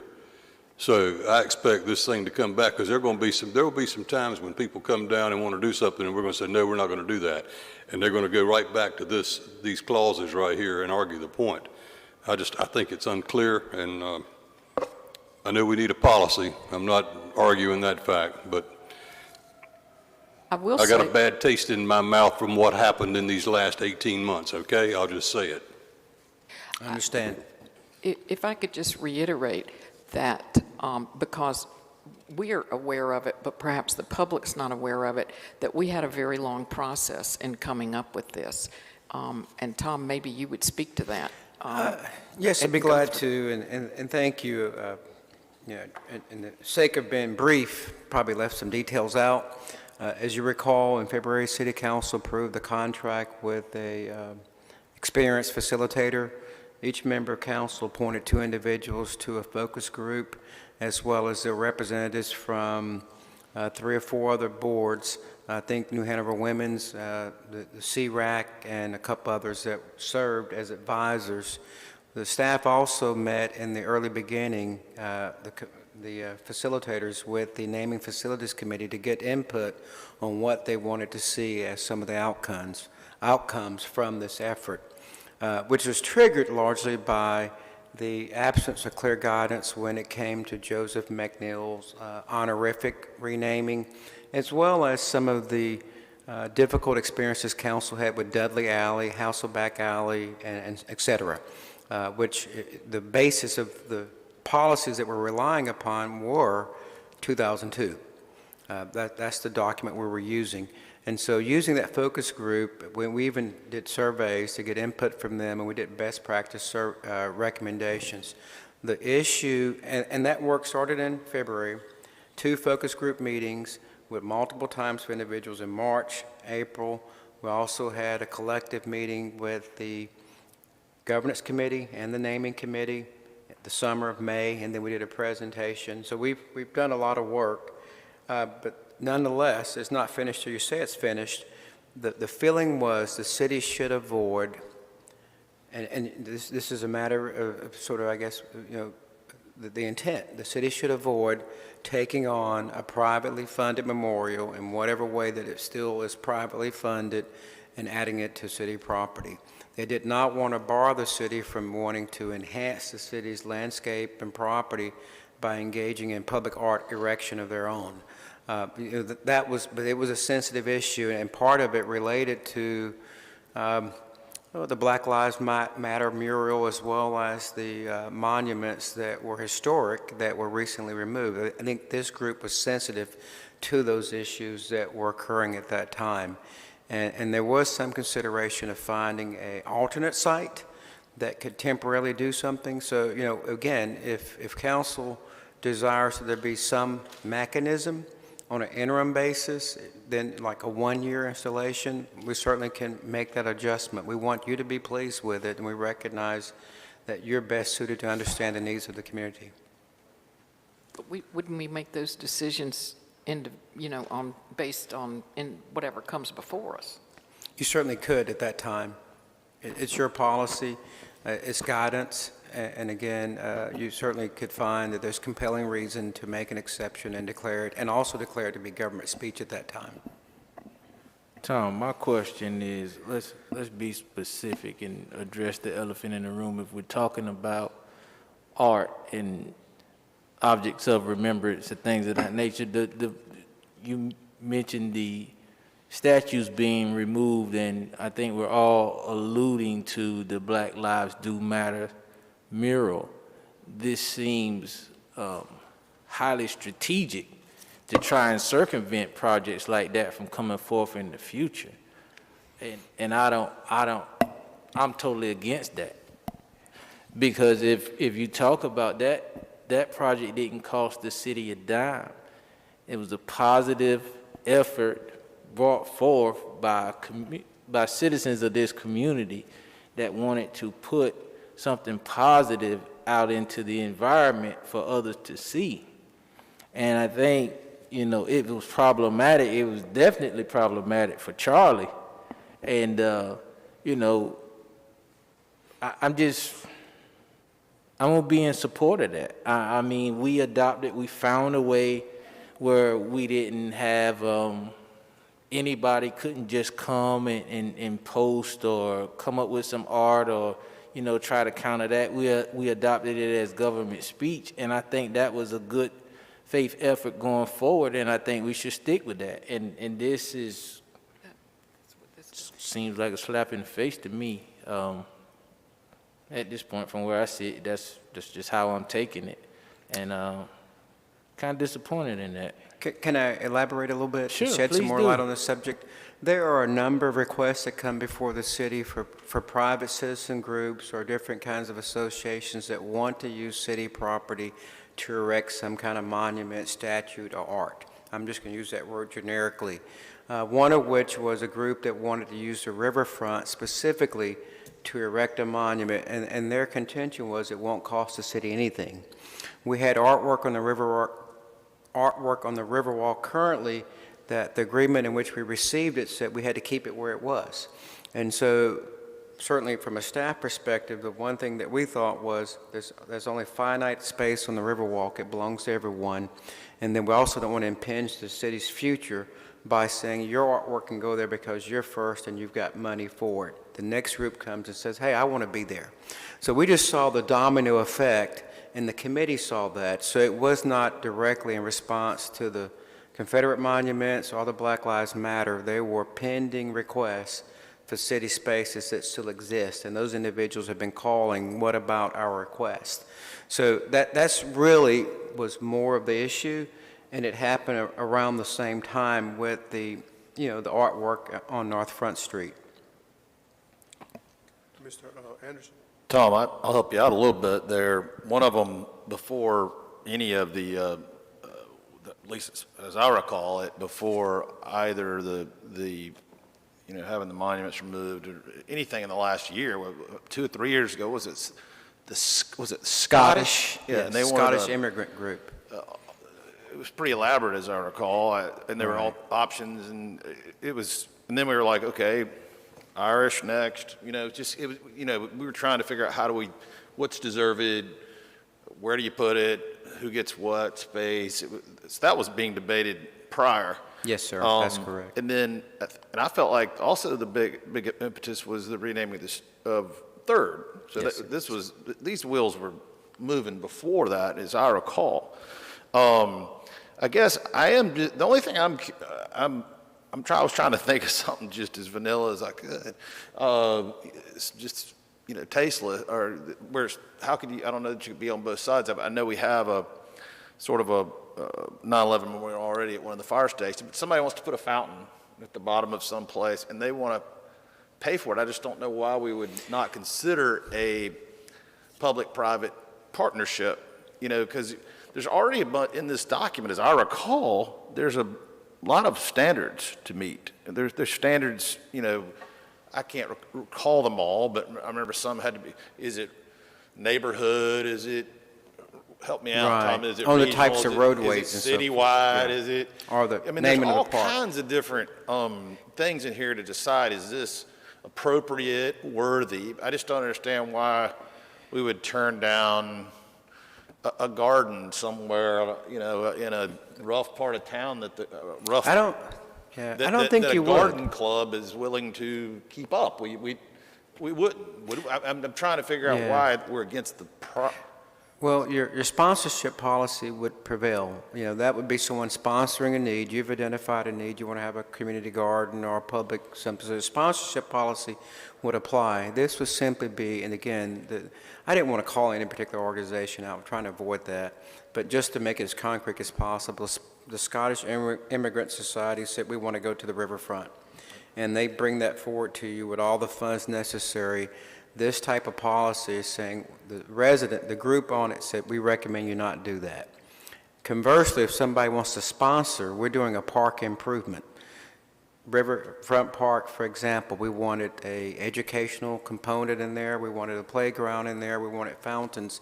We had different sponsors that actually paid for the improvements in the park. And I think that's somewhat the distinction. Is it clear black and white? No, but the intention is that it be largely driven by identified need, that it be transparent, and that people have a chance to weigh in on it. And we're happy to change any aspect. But as Charlie said, this is first blush, and we're going to have, it's going to be a little bit probably of a living document, like all documents. I would think so. At the end of the day, we can usurp it if we want. I mean, if there's that kind of, I don't know what could become, but something could come along where, you just couldn't say no, and I don't have any idea what it is, but, we'll know it when we see it, I guess. Absolutely. And again, we can refine it along the way. Even the first policy was amended, shortly thereafter. So as we go forward, but again, I think the key is the Naming Facilities Committee is the starting point for this, and then they make recommendations to the council to consider and to approve or disapprove. Mayor Pro Tem. Thank you. I do want to respond a little bit to Kevin Spears, because my understanding is that this really clarifies the process that we used and that enabled us to put the Black Lives Do Matter signage up there. And so this really enables us to move forward and do something else like that, where you don't have to start from scratch and have, I mean, isn't that right? That this helps us, it gives us some framework to move forward in something like that. I mean, this really is kind of, well, I don't know what a better word for framework is, but it gives us some guidelines to try to move forward with some sort of structure that everybody, it's not one thing for one person and another thing for another person. Well, that is absolutely true. And I think moreover to the point, if you recall, the consideration of designating 3rd Street for Major General Joseph McNeil, the staff went over and above what was written in the policy because council said they wanted broad community input, the significance of 3rd Street. So it wasn't written, staff made up over and above in order to meet your expectations. So we had a community meeting, we did direct mails twice with information on there. This particular policy now codifies what is the standard for community engagement as it relates to a naming, renaming. And as Councilmember Anderson said on a park, the level of renaming and the area of influence would be relative to the size and scale of the park. So a neighborhood park would have a lesser area that you'd have to survey. A citywide district park, obviously you're going to want to poll a broader group of people who may support it. But I think the net effect of this policy, as I understand it, it would be very difficult going forward to have another art installation on city property. The individuals would be encouraged to install it on private property. Okay. Mr. Spears? Yeah, I mean, he just summed it up. It definitely seems like it would deter people from even having the idea, from even coming to council, trying to bring something like the art installation to us. And you know, if we're going to be totally honest, we're talking about a city policy, and we had a moratorium on a policy that didn't even exist. We didn't have a naming and renaming policy in place, if I'm not correct. We have one. We did. Oh, okay. I mean, I don't mean to contradict you. I never want to contradict okay, council, but I mean, there was one. I've asked for it. I've asked for it prior to. I haven't gotten it yet. So prior to all of this happening, it had not been placed in my hand, had not been emailed to me, and I'm pretty confident that it didn't exist. But either way, this seems like a prevention of trying to circumvent what we went through. And I think if someone in this community or a group of citizens in this community comes forth and wants to bring something positive that adds to unification or the beauty or whatever that positively impacts our city, then we should at least try to entertain it. But if it's negative, then no. And I think if we are the deciding factors, as we have been, and prior councils to us have been, then let us make that decision. Mr. Robert Martin? Well, for years, I've never seen us have a problem naming anything after anybody, going back to the 90s. And I know everybody don't want to hear me talk about the old days, but we never had a problem. General McNeil, the honoraria for General McNeil, I don't remember that causing anybody in heartburn. I was contacted by several people, and I talked to Kevin and I talked to Margaret one night before a meeting, and everybody was on board, and we did it. It's grander than what I envisioned it to be, but so be it. Water Street in Orange, got a pocket park over there honoring the Underground Railroad. Bridges, parks, never had a problem. I think here's what happened in the way I see it, looking back now. Those were emotional times. We had a solution looking for a problem. When those Confederate statues came down, that made a lot of people mad as hell. it's not always so positive the way you say it, Kevin. It's negative to you, but it was not negative to a lot of other people. The Black Lives Matter sign, that was negative to a lot of people. To you and the people that your people, you're the people that support you, that you support, it was positive to them. So the problem that I have is when it comes here, and we're like, you know, King Solomon sitting up here trying to do the right thing. Is this good? Is that good? I don't think that a policy is ever going to be able to cover everything. It's still going to come down to an opinion on this body. And I've lost a lot of luster for what we went through. I didn't have a whole lot when we were doing it, and I have even less now. But it's the policy that's been done, and it's probably going to pass here tonight. But, you know, I'm just frustrated with it, Tom. I understand, sir, and yet one of the things that I recall expressly was naming the north end of 3rd Street in honor of Major General Joseph McNeil to Market. There wasn't a lot of residential addresses on it, and extending it south of Market Street where there were a lot of residences on it. That was in particular where we implemented an ad hoc over and above community engagement effort, because I think it was a Willow Council that we engaged the community to have them have a say-so in the process. And it was shortly after you approved the Joseph McNeil designation on the south end, staff through the manager said, we recommend that we convene a group to work on this to make sure that we don't have to devise a system ad hoc as it relates to who to include and how to engage the community. Tom, I understand that, but all over the country, you know, when you travel, you see honorary street names everywhere. And that was what sold it for me. I wasn't all that enamored about changing it from 3rd Street. That's kind of, but having it honorary and then getting the DOT to go with us on the other portion of it, it took time, but it went like clockwork. I mean, I don't think there was anybody out there carrying signs or raising hell about it. It just didn't happen. I mean, the guy is a hero. I mean, he's as famous as anybody, he and his 3 friends. I mean, that's where it started. So I don't think anybody had a problem with that. Anyway, maybe it did. Maybe it was something happened behind the scenes that I wasn't aware of. Thank you, sir. You're welcome. I'm glad that you acknowledged that, Charlie, that those guys were courageous. Not only were they not allowed to eat in that diner, they weren't allowed to sit there. They got tea and coffee and stuff poured all over their heads. They kept coming back. They weren't a part of an organization, a group of people that descended from the Union. They weren't. We call things problematic, but somebody has to come to a point. Somebody has to make a decision that they want to see a positive change, and that's what we're talking about. You can't. That's apples and oranges. It's not the same thing. And so if you said that me and my people and the people that I represent, and I've said it before, well, if you and your people who consider the Confederacy your heritage, I would not be sitting here. I would have a problem with that.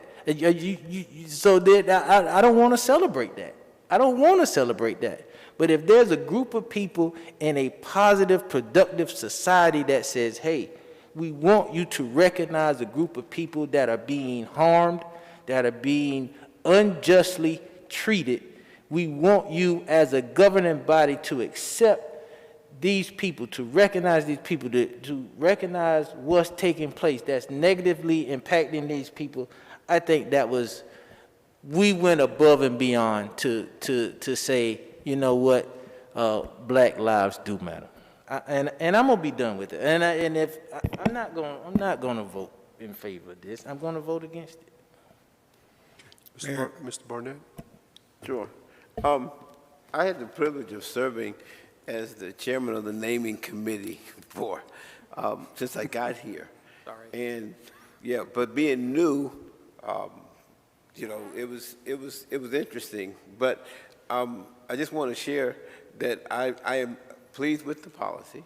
You know, that a lot of work went into it. It wasn't just something that was to circumvent anything. It was really just to help us to get some clarity on how a process on what happens when somebody else comes to us. Because I remember the time that the young man came and he wanted to name an alley after almost like, I don't know what it was like, when the dog, but it was his dog. It was his dog. And we you know, and then we figured out, wait a minute, there's got to be a reason to do that.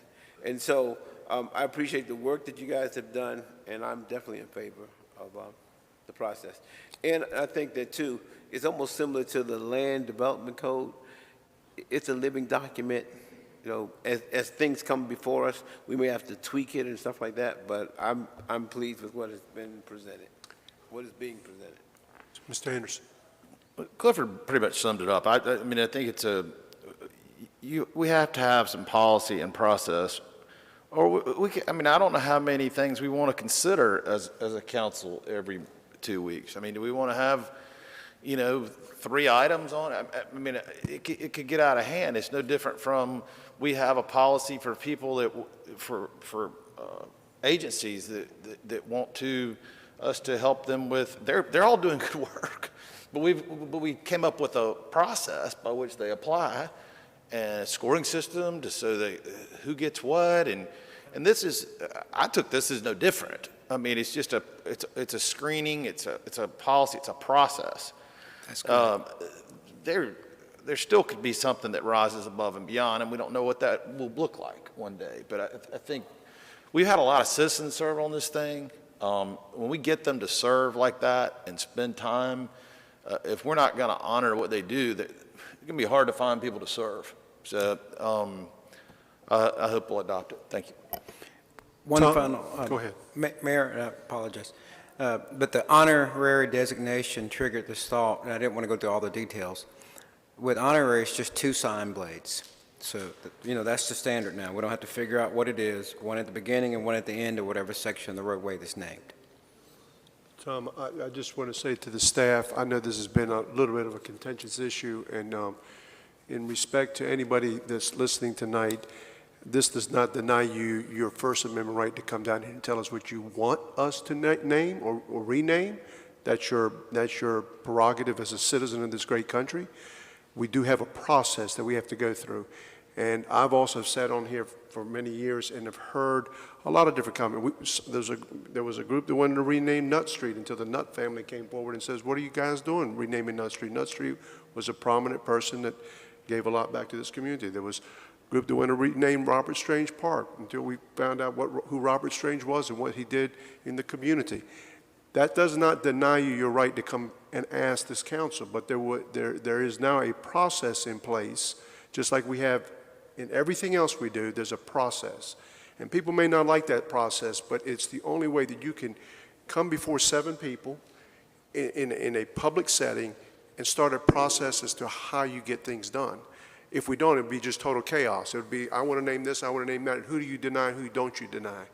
And this can become very contentious. And as long as people understand the process, and sometimes maybe a little bit more laborious to go through it, but they understand that there's a process that you have to go through. And I applaud you, Tom, and the staff for what you did to try to get the General McNeil commemorative way done. You know, General McNeil was not in good health. We were worried about him passing before we could make this give him this great honor for our community that he came from. And, you know, and I understood the hurdles that you folks had to go through and the things that you've had to do to get that done, and I applaud you for that. There was people that came up to me and said, y'all didn't do it fast enough. You did it as fast as anybody I've ever seen get done, and I just want to applaud you for that. We've got the folks from the Scottish Foundation, the Scottish Society, that have been talking to us now for over a year, 2 years, about putting a Scottish monument, pretty significant monument. And there was concerns as to how much monuments are we going to put on the Riverwalk and how many more things we're going to put out there. Look, we have a right to listen and to hear what people have to say, and if we think it's a good idea, the people up here on this dais will make that ultimate decision. But I think you need a process to go through, and I think you've created something. It is not perfect. I'm sure it'll be amended. I'm sure it'll be changed over time.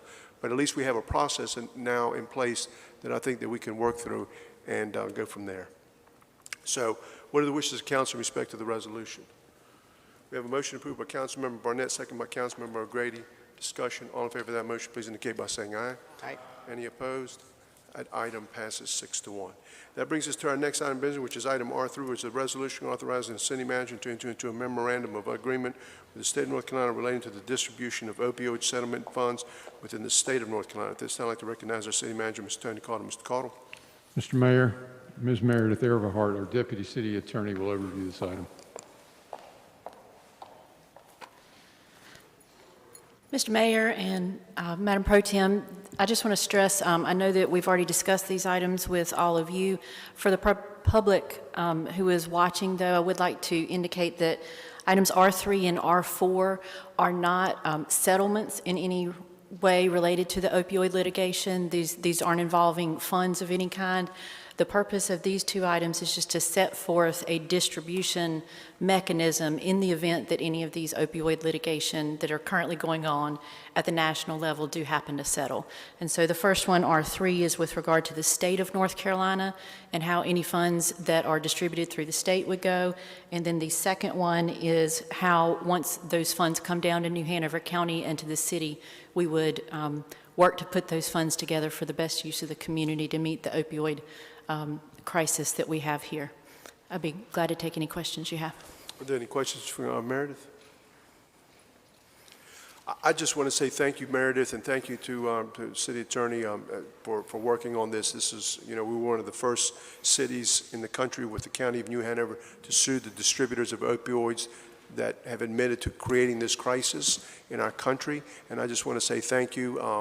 We wouldn't have even gotten here if it hadn't been for us pushing, at least one of the first to push. And I know that now that counties and cities all over the country have jumped on board, as well as just about every state in the union. And I just want to say again, thank you for all your hard work and dedication. This would definitely start, at least hopefully, the tide to shift back to getting people in recovery as opposed to people that are literally dying on the streets even today. And 93,000 people last year lost their lives because of opioids. And even though we're dealing with the pandemic, COVID-19 pandemic, this thing that we find ourselves in with opioid abuse is not subsided at all. In fact, it's even gotten worse during COVID. So at least, I just want to say to all of the elected leaders here and the county also for taking making the courageous step to go ahead and sue and do the right thing for our community. Yes, So with that, we have a motion to approve by Councilmember Anderson, second by Councilmember Spears. Discussion. All in favor of that motion, please indicate by saying aye. Aye. Any opposed? That item passes unanimously. That brings us to item R4, which is the resolution authorizing the city manager to enter into an interlocal agreement with New Hanover County relating to the distribution of opioid settlement funds within New Hanover County. What are the wishes of council in respect to item O4? Motion to approve by Councilmember Rivenbark, second by Councilmember Barnett. Discussion. All in favor of that motion, please indicate by saying aye. Aye. Aye. Any opposed? That item passes unanimously. That brings us to the last item of business, which is reports. Item RP1, council's appointments, committees for boards and commissions. Mayor Pro Tem Margaret Haynes is the chairperson of that committee, will give us the report. Thank you, Mr. Mayor.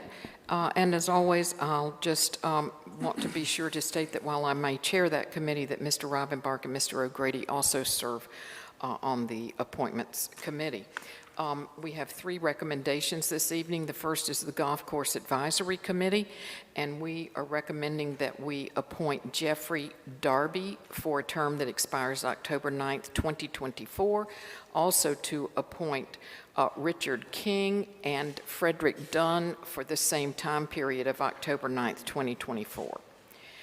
The second item is New Hanover County and the City of Wilmington, the Community Relations Advisory Committee, and we are recommending that we reappoint Courtney Horton, which is an at-large position which would expire September 20th, 2024, and to appoint Michael Wentworth, the education position there, that would expire the same term, September 20th, 2024.